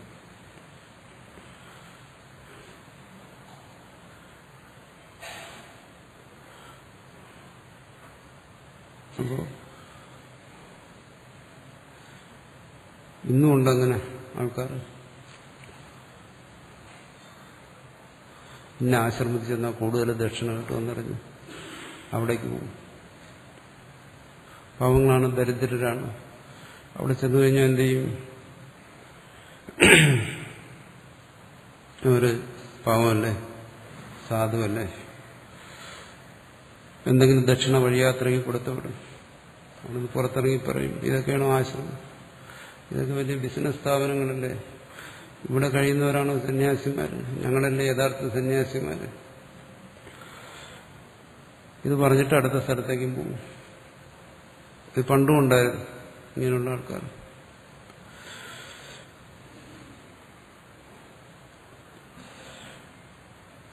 നിങ്ങളൊക്കെ ഈ ജനകനെന്ന് പറഞ്ഞ് കാശുള്ളവന്റെ കാശ് എവിടെ കിട്ടും എന്ന് പറഞ്ഞ് ഓടി നടക്കുന്ന ആൾക്കാരല്ലേ. ഇവിടെ വന്നത് കാശിന് വേണ്ടിയിട്ടാണ്, അതുകൊണ്ട് അത് തന്നേക്കാം. അതുകൊണ്ട് ഇങ്ങനെ കാശിന് വേണ്ടി വരുന്നവരെന്തെങ്കിലും കൊടുത്തു വിടണം എന്നൊരു സന്ദേശമാണ് ഇവിടെ തരുന്നത്. അവർ കുറ്റം പറഞ്ഞിട്ടേ പോകും, അത് സാരമാക്കണ്ട. പറ്റുമെങ്കിൽ മോഷ്ടിച്ചോണ്ടും പോകും. നമ്മളത് ഗണിക്കേണ്ട കാര്യമില്ല, കൊടുത്തു വിടണമെന്നാണ്. അജാതശത്രു അതാ ചെയ്തു. ജനകൻ എന്നും പറഞ്ഞു കൂടുതൽ. ജനകൻ വളരെ ഉദാഹരണമായിരുന്നു, ജ്ഞാനിയായിരുന്നല്ലോ, ദീനാനുകമ്പയുള്ള ആളായിരുന്നു. എല്ലാവർക്കും കൊടുക്കും, പറയുന്ന ചീത്തയും കേൾക്കും. അതെല്ലാം മനസ്സിൽ വെച്ചുകൊണ്ട് പറയുകയാണ്. ജനകനെന്നും പറഞ്ഞ് ഓടുന്നവരല്ലേ നിങ്ങളൊക്കെ? എന്തിനാ ഓടുന്നത്? കാശിന് വേണ്ടിയല്ലേ? അതുകൊണ്ട് വിളിച്ചോ, അതാ ദക്ഷിണ ആദ്യമേ അത് കൊടുത്തു വിട്ടു. അടുത്ത് ഗാർഗ്യൻ പറഞ്ഞല്ലോ, ഞാൻ ഉപദേശിക്കാമെന്ന്. സഹോവാച ഗാർഗ്യോ യ ഏവ അസൗ ആദിത്യേ പുരുഷ ഏതമേവ അഹം ബ്രഹ്മോപാസ ഇതി സഹോവാച അജാതശത്രു മാമ ഏതസ്മിൻ സംവദിഷ്ഠ അധിഷ്ഠ സർവേഷാം ഭൂതാനാം മൂർധാ രാജ്യേതി വാ അഹമേതം ഉപാസയിതി സയ ഏതം ഏവ ഉപാസ്ഥേ അധിഷ്ഠ സർവേഷാം ഭൂതാനാം മൂർധാ രാജാ ഭവതി. സഹോവാച ഗാർഗ്യം പറഞ്ഞു. കാരണം ഗാർഗ്യൻ എന്താ പറഞ്ഞു? ഞാൻ ഉപദേശിക്കാമെന്നോ ബ്രഹ്മത്തെക്കുറിച്ച്. ദക്ഷിണ കിട്ടിയപ്പോൾ ആവേശം കൂടി. പിന്നെ ഒട്ടും താമസിച്ചില്ല, ഉപദേശം അങ്ങോട്ട് ആരംഭിച്ചു. അതിനു വേണ്ടിയിട്ടാണ് ഉപദേശിക്കുന്നത്. എന്താണ് പറയുന്ന ഏവ അസു ആദിത്യ പുരുഷ, ഈ ആദിത്യ പുരുഷൻ അങ്ങനെ ശ്രുതിയിൽ പലയിടത്തും വരുന്നുണ്ടല്ലോ. നമ്മൾ ചാന്തോക്യത്തിലൊക്കെ വിശദമായി ചർച്ച ചെയ്തു. ഏതമേവ അഹം ബ്രഹ്മോപാസേ, ഞാൻ അതിനെയാണ് ബ്രഹ്മമായി കണക്കാക്കിയിരിക്കുന്ന ആദിത്യ പുരുഷനെ. ഇത് സഹോവാച, ഇതാണ് ബ്രഹ്മത്തെക്കുറിച്ചുള്ള ആദ്യത്തെ ഉപദേശം. അജാതശത്രു മാ, അജാതശത്രുവിനോട് അങ്ങനെ ഉപദേശിച്ചു. അജാതശത്രു മാ ഏതസ്മിൻ സമ്മതിഷ്ഠ പറയുന്നു. ഈ പറഞ്ഞ ഈ ബ്രഹ്മമുണ്ടല്ലോ, ഇതിനെക്കുറിച്ച് നീ കൂടുതൽ വിശദീകരിക്കേണ്ട കാര്യമില്ല. ഇത്രയല്ലേ പറഞ്ഞുള്ളൂ. ആദിത്യനുള്ള പുരുഷനെയാണ് ഞാൻ ബ്രഹ്മമായി ഉപാസിക്കുന്നത്. വെച്ചാൽ ബ്രഹ്മമായി അറിയുന്നവെന്നോ എന്ത് വേണോ എടുക്കാം. പറയുന്നു മാ ഇതി ആ ബാധനാർത്ഥം നിർവചനം. കൈയെടുത്ത് വിലക്കുകയാണ്. വേണ്ട നിർത്ത് എന്നുള്ള രീതി. ഇതാണ് നിന്റെ ബ്രഹ്മോപദേശം. എന്താണ്? മാ സംവദിഷ്ഠ മാ സംവാദം കർഷി അസ്മിൻ ബ്രഹ്മണി, നീ പറയാൻ പോകുന്ന ഈ ബ്രഹ്മത്തിൽ കൂടുതൽ ഇനി വാചം അടിക്കേണ്ട കാര്യമൊന്നുമില്ല. എന്താണ് അത്? ഞാൻ പറഞ്ഞുതരാം. അധിഷ്ഠ സർവേഷാം ഭൂതാന, അധിഷ്ഠ അതീത്യ ഭൂതാനി തിഷ്ഠതീത്യതിഷ്ഠ, സർവഭൂതങ്ങൾക്കുപരിയാണ്. ആ ഹിരണ്യഗർഭൻ സർവജീവന്മാർക്കുപരിയാണ്. സർവേഷാം ഭൂതാനാം മൂർധ ശിരോ രാജ, സർവ പ്രാണികളിലും അത് ശിരസ്സാണ്. രാജ ദീപ്തി ഗുണോപേതത്വ, അത് പ്രകാശസ്വരൂപനാണ്. അതെല്ലാം നമ്മൾ ഹിരണ്യഗർഭനെ കുറിച്ച് ചർച്ച ചെയ്തപ്പോൾ പറഞ്ഞു കഴിഞ്ഞ കാര്യമാണ്. നീ പറയുന്നത് പോലെ ആദിത്യ പുരുഷനെന്ന് മാത്രമല്ല, അതിനെക്കുറിച്ച് മനസ്സിലാക്കേണ്ട വേറെ കാര്യങ്ങളുമുണ്ട്. അധിഷ്ഠ, അവൻ അധിഷ്ഠനാണ്. സർവേഷാം ഭൂതാനാം മൂർധ രാജ, ഇങ്ങനെയൊക്കെയാണ് അതിനെ മനസ്സിലാക്കേണ്ടത്. ആ തരത്തിൽ അഹമേത ഉപാസ, അങ്ങനെയാണ് ഞാൻ ഇതിനെക്കുറിച്ച് മനസ്സിലാക്കിയിരിക്കുന്നത്. വെച്ചാൽ നീ മനസ്സിലാക്കിയതിനും ഒരുപടി മുന്നിൽ ആണ് ആ തത്വം. അതിനങ്ങനെ മനസ്സിലാക്കിയിട്ടുണ്ട്. ഏതമേവ ഉപാസ, അത് മാത്രമല്ല, അങ്ങനെ അതിനെ ഉപാസിക്കുന്നതിന്റെ പ്രയോജനം എന്തെന്ന് ഞാൻ പറഞ്ഞുതരാം. അധിഷ്ഠ സർവേഷാം ഭൂതാനാം മൂർധ രാജ ഭവതി, അവൻ സർവപ്രാണികളെയും അതിക്രമിക്കുന്നവൻ, അവനും ആ ഹിരണ്യഗർഭനായിത്തീരും. അവനും സർവപ്രാണികളുടെയും ശിരസ് സമാനനാകും. അവൻ ശോഭിക്കുന്നവനായിത്തീരും, കീർത്തിയുള്ളവനായിത്തീരും. ഹിരണ്യഗർഭ ഉപാസനയുടെ ഫലം ഹിരണ്യഗർഭപ്രാപ്തി എന്നെല്ലാം നമ്മൾ മുമ്പ് ചർച്ച ചെയ്തിട്ടുണ്ട്. എന്താണോ ഗാർഗ്യൻ അതിനെക്കുറിച്ച് പറഞ്ഞത്, അതിലൊന്ന് ഒരുപടി കടന്ന് അതിനെക്കുറിച്ച് വിശദീകരിച്ചു കൊടുത്തു. അജാതശത്രു ഗാർഗ്യന് മനസ്സിലായി ഇത് കൊല്ലക്കടയിൽ സൂചിപ്പിക്കുന്ന ഏർപ്പാടാണ്. അതുകൊണ്ടൊന്ന് ചവിട് മാറ്റി ചവിട്ടി. സഹോവാച ഗാർഗ്യോ യാസു ചന്ദ്രേ പുരുഷ ഏതമേവ അഹം ബ്രഹ്മ ഉപാസയിതി.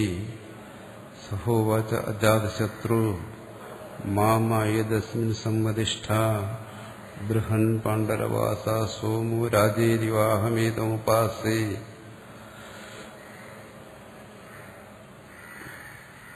ബൃഹൻ പാണ്ഡരവാസ സോമോ രാജ ഇതി സയ ഏതം ഏവം ഉപാസ്ഥേ.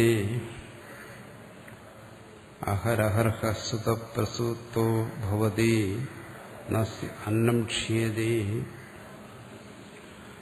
സഹോവാച ഗാർഗ്യ. ഉടൻ ഗാർഗ്യന്റെ അടുത്ത ഉപദേശം എന്താണ്? ഏവാസു ചന്ദ്രേ പുരുഷ, ഈ ചന്ദ്രനിൽ കാണുന്ന പുരുഷനുണ്ടല്ലോ, ഏതമേവ അഹം ബ്രഹ്മോ, സദാണ് ബ്രഹ്മം എന്ന് മനസ്സിലാക്കുന്നത്. ഇത് സഹോവാച അതാശത്രു മാമയദസ്മിൻ സമ്പതിഷ്ഠ. ഉടൻ അജാശത്രു പറഞ്ഞു, വേണ്ട വേണ്ട, ഇനി അധിക പ്രസംഗമൊന്നും വേണ്ട, ഇതിനെക്കുറിച്ച് ഇനി കൂടുതൽ പറയേണ്ട കാര്യമൊന്നുമില്ല. ഞാനങ്ങോട്ട് പറഞ്ഞുതരാം. എന്താണ്? ബൃഹൻ പാണ്ഡരവാസ സോമു രാജേതിവ. ചന്ദ്രനിലെ പുരുഷനെന്ന് മാത്രം പറഞ്ഞാൽ പോരാ. ബൃഹൻ, മഹാൻ, അവനെ മഹാനായി അറിയണം. പാണ്ഡരവാസ, പാണ്ഡരം ശുക്ലം വാസോ യസ്യ സ്വയം പാണ്ഡരവാസ, ശുഭ്ര വസ്ത്രത്തോടു കൂടിയവനാണ് അവൻ. കാരണം ചന്ദ്രന്റെ ആ സ്വരൂപത്തെ കണ്ടിട്ട് പറയുകയാണ്. അപ്ശരീരത്വ പ്രാണസ്യ, ഭാഷ്യകാരനടുത്തും പറയുന്നു പ്രാണൻ അപ്ശരീരിയാണ്. ഉപാസന പ്രകടനത്തിൽ ചർച്ച ചെയ്തിട്ടുണ്ട്. പ്രാണൻ ജലമയനാണ്, ജലപ്രധാനിയാണ്. ചന്ദ്രനെ കുറിച്ചും അങ്ങനെയൊക്കെയാണല്ലോ പറയുന്നത്. പ്രാണോപാസനയെക്കുറിച്ചാണ് ഇവിടെ പറയുന്നത്. സോമു രാജ യശ്ചന്നഭൂതോ അഭിഷീയതേ ലതാത്മകോ. സോമ എന്ന് പറയുന്ന ആ ലതയെ യജ്ഞത്തിൽ പിഴിഞ്ഞെടുക്കുന്നതിന് വേണ്ടി ചെറിയ കഷ്ണങ്ങളാക്കി മുറിക്കുന്നുണ്ട്. അതിനാണ് അഭിഷവനം എന്ന് പറയുന്നത്. അതിനെ ചെറിയ കഷ്ണങ്ങളായി മുറിച്ച് അതിനെ പിഴിഞ്ഞെടുക്കുന്നു. അപ്പൊ ഇവിടെ ചന്ദ്രനും പറയുന്നുണ്ടല്ലോ സോമം. അങ്ങനെയുള്ള യജ്ഞകർമ്മത്തിലൂടെ പ്രാപിക്കുന്ന ഒരു സ്ഥലമാണ് ചന്ദ്രമണ്ഡലം. അതുകൊണ്ടാണ് ചന്ദ്രന് സോമം എന്ന് വന്നത്. രണ്ടിനെയും ബന്ധപ്പെട്ട് പറയാണ്. അവൻ സോമനാണ്, യജ്ഞകർമ്മത്തിലൂടെ പ്രാപിക്കുന്നവനാണ്. രാജ, അവനും നേരത്തെ പറഞ്ഞ ശോഭിക്കുന്നവനാണ്. ഇത്തരത്തിലൊക്കെ ആണ് അതിനെ ഉപാസിക്കേണ്ടത്. സയ ഏതമേവ ഉപാസ്തി അഹരഹ സുത പ്രസുതോ ഭവതി നാസ്തി അന്നം ക്ഷിയതേ. ഇങ്ങനെ ഉപാസിക്കുന്നവന് സർവ്വ ഐശ്വര്യങ്ങളും ഉണ്ടാകുന്നു. ഐശ്വര്യം ഉണ്ടായാലേ യജ്ഞം ചെയ്യാൻ പറ്റും. അതാണ് സുതപ്രസുതൻ എന്ന് പറയുന്നത്. നാസ്തി അന്നം ക്ഷിയതേ, അവൻ അന്നം ക്ഷയിക്കുന്നില്ല, അതാണ് അതിന്റെ ഫലം എന്ന് അല്പം കൂടി കടത്തി പറഞ്ഞു കൊടുക്കുന്നു. ഉടനെ ഗാർഗ്യൻ അത് വിട്ടു. സഹോവാച ഗാർഗ്യോ യവാസു വിദ്യതി പുരുഷ ഏതമേവാഹം ബ്രഹ്മോപാസയിതി. സഹോവാച അജാതശത്രു മാമ ഏതസ്മിൻ സമ്മതിഷ്ഠ തേജസ്സീതി വാ അഹമേതോപാസയിതി. സയ ഏതം ഏവമുപാസ്തേ തേജസ്സീഹ ഭവതി തേജസ്വിനിഹസ്യ പ്രജാ ഭവതി. ഉടൻ ഗാർഗ്യൻ പറഞ്ഞു, എന്താണ്? സഹോവാച ഗാർഗ്യ സയേവ അസു വിദ്യതി പുരുഷ, ഈ വിദ്യത്തിലുള്ള പുരുഷൻ ഏതമേവഹം ബ്രഹ്മ, അതിനെ ഞാൻ ബ്രഹ്മമായി ഉപാസിക്കുന്നു. മുമ്പ് പറഞ്ഞിട്ടുണ്ട്, സൂര്യൻ, ആദിത്യൻ, വിദ്യുത് തുടങ്ങിയത് ഉപാധികളാണ്. അങ്ങനെയാണോ വിഷ്ണുവിനെ ഉപാസിക്കുന്നതിന് ശാലഗ്രാമത്തെ സ്വീകരിക്കുന്നത്, അതുപോലെ വൈദികമായ ബ്രഹ്മ ഉപാസനയ്ക്ക് സ്വീകരിച്ചിരിക്കുന്ന ഉപാധികളാണ്. എന്തുകൊണ്ട് ഇത്തരം ഉപാധികളെ സ്വീകരിക്കുന്നു? ആ ഉപാധികളിൽ പ്രത്യക്ഷമായി അനുഭവപ്പെടുന്ന ഗുണവിശേഷങ്ങളോടുകൂടി അതെല്ലാം ശ്രേഷ്ഠമായ ഗുണങ്ങളാണ്. അതിനുപാസിക്കുക, തത്വത്തെ ഉപാസിക്കുക. കാരണം നിർഗുണമായ തത്വത്തെ ഗ്രഹിക്കുന്നതിന് ശേഷിയില്ലാത്ത അത്തരം ഉപാധികളിലൂടെ അതിനെ ഉപാസിക്കാൻ വേണ്ടിയിട്ടാണ് അത് പറയുന്നത്. അത് വൈദിക സമ്മതമായ ഉപാസന രീതികളാണ്. അതുകൊണ്ട് ഞാൻ വിദ്യത്തിലുള്ള ഉപാസനയെ ആ പുരുഷനെ ഉപാസിക്കുന്നു എന്ന് പറയുമ്പോൾ സഹോവാചാതാശത്രു മാമ ഏതസ്മിൻ സമ്മതിഷ്ഠ, ഇനി ഇതിൽ കൂടുതലൊന്നും പറയേണ്ട കാര്യമില്ല. എന്തുകൊണ്ട്? അതെങ്ങനെ ഉപാസിക്കുന്ന? തേജസ്വി വാഹമേത ഉപാസിക്കുക. അതിനെ തേജസ്വി, വിദ്യുത് തേജസ്വരൂപമാണല്ലോ, ആ തേജസ് ഗുണത്തെ സ്വീകരിച്ചുകൊണ്ട് വേണം, അതിൽ ആരോപിച്ചുകൊണ്ട് വേണം അതിനെ ഉപാസിക്കേണ്ടത്. ഏതം ഏവം ഉപാസ്ഥ്യേ, അങ്ങനെ ആരാണോ ഉപാസിക്കുന്നത് അവൻ തേജസ്വിയായി തീരുന്നു. യദ്ഭാവേതി തദ്ഭവതി എന്ന് സാധാരണ പറഞ്ഞു വരാറുണ്ടല്ലോ. എങ്ങനെ ഉപാസിക്കുന്നു? ആ ഉപാസ്യ ഗുണങ്ങൾ ഉപാസകനിലേക്ക് വരുന്നു. തേജസ്വിനി ഹാസ്യ പ്രജാഭവതി, അവന്റെ പ്രജകളെല്ലാം തേജസ്വികളായിത്തീരുന്നു. അപ്പോൾ താൻ പറഞ്ഞതിൽ അല്പം കൂടുതൽ പറഞ്ഞല്ലോ. അത് കേട്ടപ്പോൾ ഉടനെ തന്നെ അതും വിട്ടു. സഹോവാച ഗാർഗ്യോ യ ഏവ അയം ആകാശേ പുരുഷ ഏതമേവഹം ബ്രഹ്മോപാസയിതി സഹോവാച അജാതശത്രു മാമാ ഏതസ്മിൻ സംവദിഷ്ഠ പൂർണ്ണം അപ്രവൃത്തിരിവ അഹമേത ഉപാസയിതി സയ ഏതമേവ ഉപാസ്തേ ഉര്യതേ പ്രജയാ പശുഭിർ നാസ്യ അസ്മാദ് ലോകാത് പ്രജോദ്വർത്തതേ. ഉടനെ ഗാർഗൻ പറഞ്ഞു, ഈ ആകാശത്തിൽ കാണുന്ന പുരുഷൻ, സൂര്യൻ, ചന്ദ്രൻ, വിദ്യുത്, അത് കഴിഞ്ഞ ആകാശം, ആ പുരുഷനെയാണ് ഞാൻ ബ്രഹ്മമായി ഉപാസിക്കുന്നത്. സഹോവാച, ഉടൻ അജാതശത്രു എന്ന് പറഞ്ഞു, മാമാ ഏതസ്മിൻ സമ്പതിഷ്ഠ. അതിൽ കൂടുതൽ പറയേണ്ട കാര്യമില്ല. ആകാശം എന്ന് പറയുന്നുണ്ട് ഭാഷ്യകാരൻ പറയുന്നത് ഹൃദയാകാശേ ആകാശേ ചൈക ദേവത.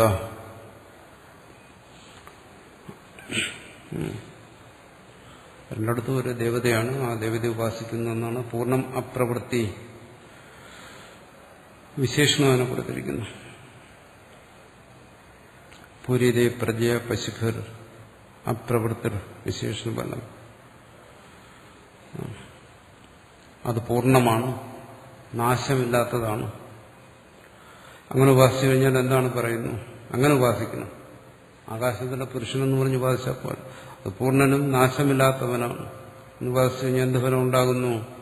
പൂരിതേ പ്രജയ പശുഭി, സമ്പത്തും കീർത്തിയും എല്ലാം ധാരാളം ഉണ്ടാകുന്നു. അസ്മാത് ലോക പ്രജ ഉദ്വർത്തതേ, ആ പ്രജകൾക്ക്, പ്രജാസന്തതിക്ക് വിച്ഛേദം ഉണ്ടാകുന്നില്ല. പ്രജാസന്താന അവിച്ഛേത്തി ഭാഷ്യകാരൻ പറയും. അതിനെയും കുറച്ചുകൂടി വ്യക്തമാക്കി കൊടുത്തു ശിഷ്യൻ ഗുരുവിന്. അടുത്ത ഗുരു പറയുന്നു, സഹോവാച ഗാർഗ്യോ യേവായം വായു പുരുഷ ഏതമേവ അഹം ബ്രഹ്മോപാസ ഇതി സഹോവാച അജാതശത്രു മാമാ ഏതസ്മിൻ സംവദിഷ്ഠ ഇന്ദ്രോ വൈകുണ്ഠോ അപരാജിത സേനേതി വാ അഹം ഏതം ഉപാസേതി സയ ഏതം ഏവം ഉപാസ്ഥേ ജിഷ്ണുഃ അപരാജിഷ്ണുർഭവതി.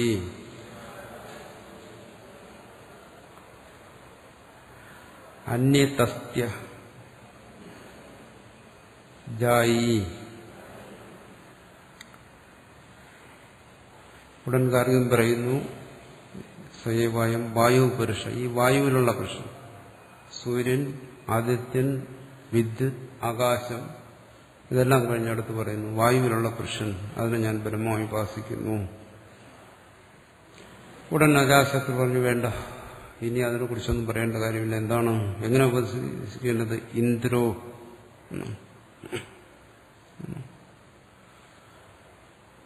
പരമേശ്വരനായി. ഭാഷ്യകാരൻ പറയുന്നു ഇന്ദ്ര പരമേശ്വര.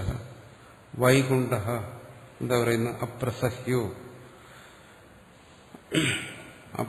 വൈകുണ്ഠനായി. ഇവിടെ പറയുന്നു കുണ്ഠ മന്ദക്രിയ ആലസ്യം തദ്രഹീത.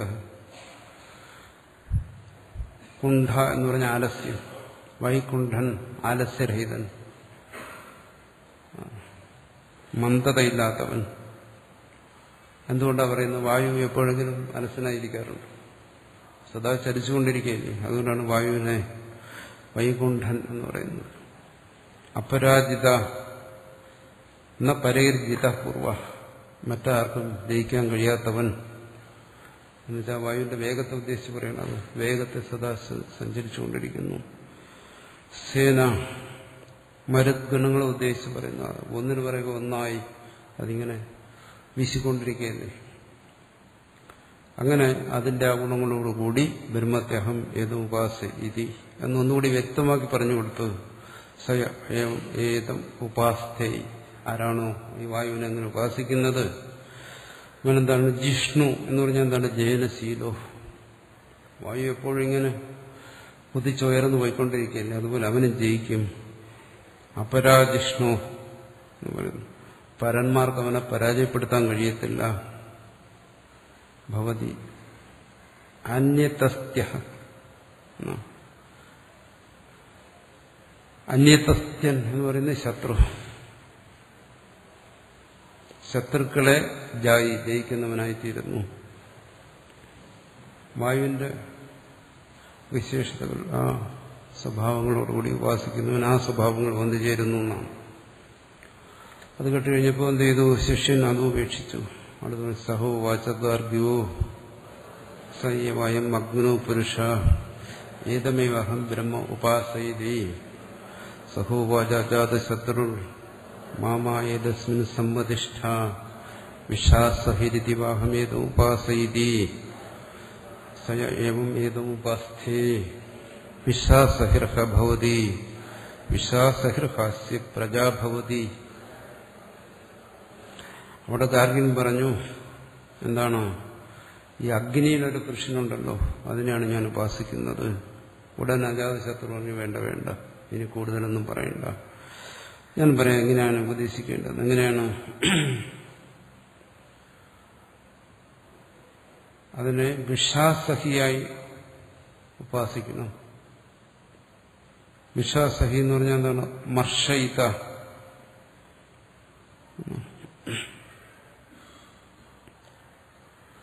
മർഷയിത, സർവത്തെ സഹിക്കുന്നവൻ എന്ന് വെച്ചാൽ എന്താണ്? അഗ്നി എല്ലാത്തിനെയും സ്വീകരിക്കുന്നില്ലേ, എല്ലാത്തിനും ശുദ്ധമാക്കുന്നില്ലേ, അങ്ങനെ വിശ്വാസഹിക്ക് അർത്ഥം പറയുന്നു.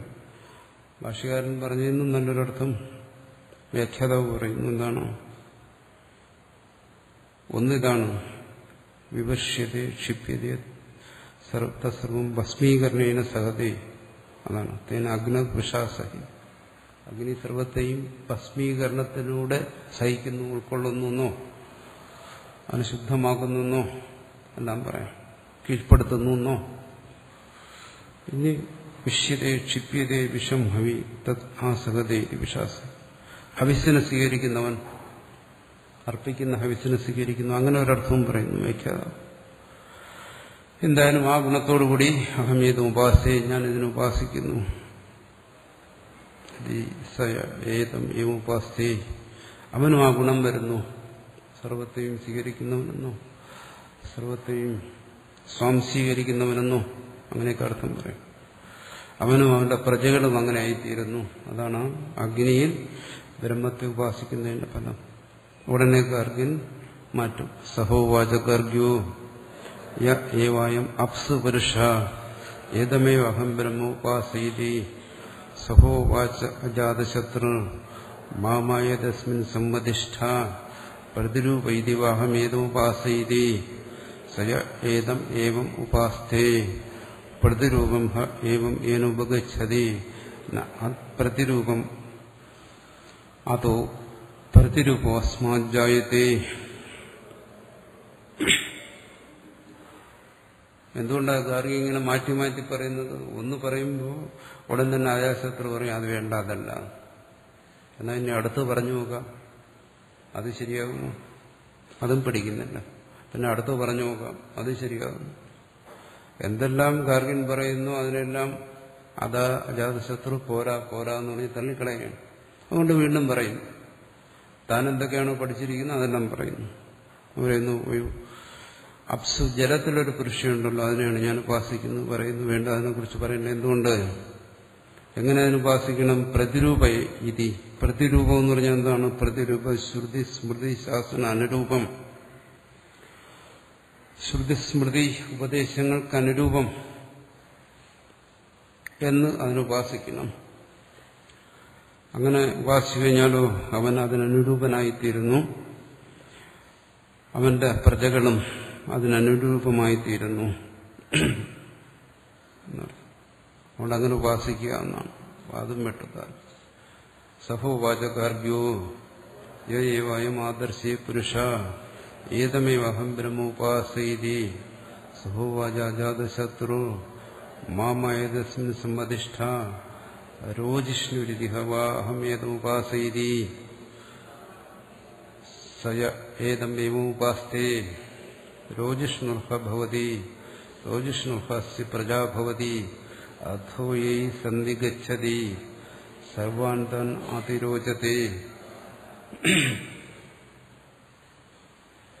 അങ്ങനെയാണെങ്കിൽ പറയുന്നു എന്താണ് ഈ ആദർശം? പ്രസാദ സ്വഭാവേച്ച അന്യത്ര ഖഡ്ഗാദു ഹാർദ്ദേച്ച. ആദർശം എന്ന് പറഞ്ഞാൽ കണ്ണാടിയിൽ നിന്ന് മാത്രം അർത്ഥം എടുക്കണ്ട. ശുദ്ധമായ പ്രതലങ്ങൾ, അത് എവിടെയായാലും ശരി, അത് ഖഡ്ഗമാകാം, ഹൃദയമാകാം. ശുദ്ധിയുള്ളിടത്തെല്ലാം ഉള്ള ആ പ്രതിഫലനം, ആ രൂപത്തിൽ ഞാൻ ബ്രഹ്മത്തെ ഉപാസിക്കുന്നു പറഞ്ഞാൽ പറയുന്നു അങ്ങനെയും പറയേണ്ട കാര്യമില്ല. അതിനെങ്ങനെ ഉപാസിക്കണം? രോജിഷ്ണു ഭാഷകാരൻ പറയുന്നു ദീപ്തി സ്വഭാവം. ദീപ്തി സ്വഭാവത്തോടുകൂടിയാണ് അതിനെ ഉപാസിക്കേണ്ടത്. അങ്ങനെ ഉപാസിച്ചു കഴിഞ്ഞാലോ രോജിഷ്ണു, അവന് ദീപ്തി സ്വഭാവമുള്ളവനായിത്തീരും. ഹസ്യപ്രജ, അവന്റെ പ്രജകളും അങ്ങനെ ആയിത്തീരും. അതുകൊണ്ട് അങ്ങനെ ഉപാസിക്കുക. ഉടനെ അതും വിട്ടു. സഹോവാചകാർഗ്യോ യായേവായം യന്തം പശ്ചാത് ശബ്ദോ അനുദേതി ഏതമേവഹം ബ്രഹ്മോപാസയിതി സഹോവാച ജാതശത്രുർ മാമേതസ്മിൻ സമ്മതിഷ്ഠ അസുരിതിവാഹമേതോപാസയിതി സയ ഏതമേവ ഉപാസ്തേ സർവം ഹേ അസ്മിൻ ലോക ആയുരേതി നൈനം പുരാ കാലാത് പ്രാണോ ജഹാതി. ഇവിടെ പറയുന്നത് ഞാൻ ശബ്ദത്തെയാണ് ഉപാസിക്കുന്നത്. ആ ശബ്ദത്തിലുള്ള പ്രശ്നം. എങ്ങനെയുള്ള ശബ്ദം പറയുന്നു? ഒരു മനുഷ്യൻ നടന്നു പോകുമ്പോൾ എന്തും പശ്ചാത് ശബ്ദം അനുദേതി, ഒരു ശബ്ദം കേൾക്കുന്നുണ്ടല്ലോ. നമ്മൾ സാധാരണ പറയാറുണ്ട്, ഒരാളിങ്ങനെ നടന്നു പോകുമ്പോൾ ആരോ അവിടെ നടന്നു പോകുന്ന കാലടിപ്പാടിന്റെ ശബ്ദം കേൾക്കുന്നുണ്ടല്ലോ എന്നിങ്ങനെ. അങ്ങനെയുള്ള ശബ്ദത്തിൽ, ആ ശബ്ദത്തിലുള്ള പുരുഷനെയാണ് ഞാൻ ഉപാസിക്കുന്നത് എന്ന് പറയുന്നു. അതും എന്നോട് പറയേണ്ട കാര്യമില്ല. അങ്ങനെ ശബ്ദത്തിലുള്ള പുരുഷനെ ഉപാസിക്കുകയാണെങ്കിൽ എന്താണ്? അസുരിതിവ, അസു എന്നതിന് ഉപാസിക്കണം. പ്രാണൻ, അതിനെ പ്രാണനായി ഉപാസിക്കണം. അങ്ങനെ ഉപാസിച്ചു കഴിഞ്ഞാലോ അവന് അനുവദിച്ചിട്ടുള്ള മുഴുവൻ പ്രാണനും അനുഭവിക്കാൻ പറ്റും. ആക്സിഡന്റ് ഒന്നും പറ്റി മരിക്കത്തില്ല. നീണം പുരാകാലാത് പ്രാണോ ജഹാദി, അവന്റെ ആയുസ്സെത്തുന്നതിന് മുമ്പ് പ്രാണൻ അവൻ ഉപേക്ഷിക്കത്തില്ല. അതുകൊണ്ട് രോഗാദികൾ കൊണ്ടൊന്നും മരിക്കത്തില്ല എന്നർത്ഥം. വീണ്ടും കാര്യം സഹോവാചകാർഗ്യോ സയേവായം ദക്ഷുപുരുഷ ഏതമേവ അഹം ബ്രഹ്മോപാസയിതി സഹോവാചാജാതശത്രു മാമേതസ്മിൻ സമ്മതിഷ്ഠ ദ്വിതീയോ അനപക ഇതിവാഹമേതോപാസയിതി സയ ഏതമേവ ഉപാസ്ഥേ ദ്വിതീയവാൻ ഭവതി ന അസ്മാത് ഗണശ്ചിദ്യത്തെ. പറയുന്നു അങ്ങനെ ആണെങ്കിൽ ഞാൻ അതിനെ ദിക്കിലുള്ള പുരുഷനായി ഉപാസിക്കുന്നു. പറയുന്നു അതിനും കാര്യമില്ല. എന്താണ്? അത് പറയേണ്ട കാര്യമില്ല. അതിനെങ്ങനെ ഉപാസിക്കണം? അന്നപകൻ ആയി ഉപാസിക്കണം. കാരണം ദിക് ദേവത, അശ്വിനി ദേവന്മാരാണ്. അവരൊരിക്കലും പിരിയാത്തവരാണ്. അപ്പോൾ ആ സ്വഭാവത്തോടു കൂടിയാണ് അതിനെ ഉപാസിക്കേണ്ടത്. അങ്ങനെ ഉപാസിച്ചു കഴിഞ്ഞാൽ ആ ഉപാസകന് ഗണവിച്ഛേദം സംഭവിക്കത്തില്ല എന്ന് പറയുന്നു. എന്ന് വെച്ചാൽ ആ ഉപാസകനോട് കൂടിയിരിക്കുന്ന ആരൊക്കെയാണോ, സന്താനങ്ങളാണോ, സുഹൃത്തുക്കളാണോ, അവരിൽ നിന്നൊന്നും ഒരിക്കലും അവന് വിച്ഛേദം സംഭവിക്കത്തില്ല. അതാണ് അതിന്റെ ഗുണം. കാരണം അശ്വിനി ദേവന്മാർ പിരിയുന്നില്ലല്ലോ. അത് കേട്ട് കഴിഞ്ഞപ്പോൾ അടുത്ത ഗാർഗ്യം പറയുന്നു സഹോവാചകാർഗ്യോ യേവായം ഛായാമയ പുരുഷ യതമേവ അഹം ബ്രഹ്മോപാസീതി സഹോവാചാജാതശത്രുർ മാമേതസ്മിൻ സമ്മതിഷ്ഠ മൃത്യുരിതിവഹമേതോപാസീതി സയേവമേവ ഉപാസ്തേ സർവം ഹൈവാസ്മിൻ ലോക ആയുരേതി നൈനം പുരാകാലാത് മൃത്യുമാഗച്ഛതി. പറയുന്നു ഛായയിലുള്ള, നിഴലിലുള്ള പുരുഷനെയാണ് ഞാൻ ഉപാസിക്കുന്നത്. അജാതശത്രുർ ഒന്നും വേണ്ട, ഇനിയൊന്നും പറയണ്ട. അതിനെങ്ങനെ ഉപാസിക്കണം? മൃത്യുവായി ഉപാസിക്കണം. അങ്ങനെ ഉപാസിച്ചാലോ ഫലം എന്താണ്? അവൻ അവന്റെ പൂർണ്ണ ആയുസ്സിനെ പ്രാപിക്കുന്നു, കാലമെത്തുന്നതിന് മുമ്പ് മരിക്കുന്നില്ല. പറയുന്നു സഹോ വാചകാർഗ്യോ യേവായം ആത്മനി പുരുഷ ഏതമേവഹം ബ്രഹ്മോപാസീതി സഹോവാചാജാതശത്രു മാമായതസ്മിൻ സമ്മതിഷ്ഠ ആത്മന്യീതിവാഹമേതുപാസീതി സയൈവമേതുപാസ്തി ആത്മന്യീഹ ഭവതി ആത്മന്യനിഹാസ്യ പ്രജാ ഭവതി സഹ തൂഷ്ണീമാസഗാർഗ്യഃ. പറയുന്നു ഞാൻ ആത്മനി ഉള്ള പുരുഷനെയാണ് ഉപാസിക്കുന്നത് എന്ന് പറഞ്ഞാൽ എന്താണ്? പ്രജാപതു ബുദ്ധി ഹൃദി ചെയ്യുക ദേവത, ആ ദേവതയാണെന്നാണ് ഭാഷ്യകാരനാണ് വ്യാഖ്യാനിക്കുന്നത്. പ്രജാപതിയിലും ബുദ്ധിയിലുമുള്ള ആ ദേവത, അതിനെ ഞാൻ ഉപാസിക്കുന്നു. ആത്മനി എന്ന് പറയുന്നതാണ്.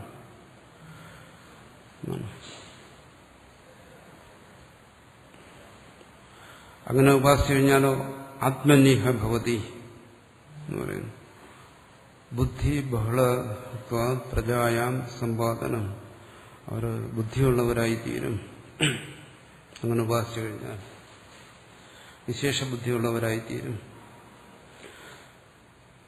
എന്ന് പറഞ്ഞു. ഇത്രയും പറഞ്ഞു കഴിഞ്ഞപ്പോൾ എന്താണ്? ഗാർഗ്യന്റെ കയ്യിലുണ്ടായിരുന്ന എല്ലാ വിദ്യയും തീർന്നു. ഇനി പറയാനൊരു ഉപാസനയില്ല. അതുകൊണ്ട് എന്ത് ചെയ്യുന്നു? സഹ തൂഷ്ണീമാസ ഗാർഗ്യ, ഗാർഗ്യൻ നിശബ്ദനായി. ഇനിയൊന്നും എനിക്ക് ഉപാസനയെക്കുറിച്ച് പറയാനില്ല, ബ്രഹ്മവിദ്യയെക്കുറിച്ചൊന്നും പറയാനില്ല എന്ന് പറഞ്ഞാൽ തന്റെ അറിവില്ലായ്മയെ സ്വയം ബോധിച്ചു. ഇവിടെ മുതൽ അങ്ങോട്ട് മാറുന്നു. ശിഷ്യൻ ഗുരുവാകുന്നു. അജാതശത്രുവിനി ഗുരുവായി ഗാർഗ്യനെ ഉപദേശിക്കുന്നതാണ് അടുത്ത ഭാഗം.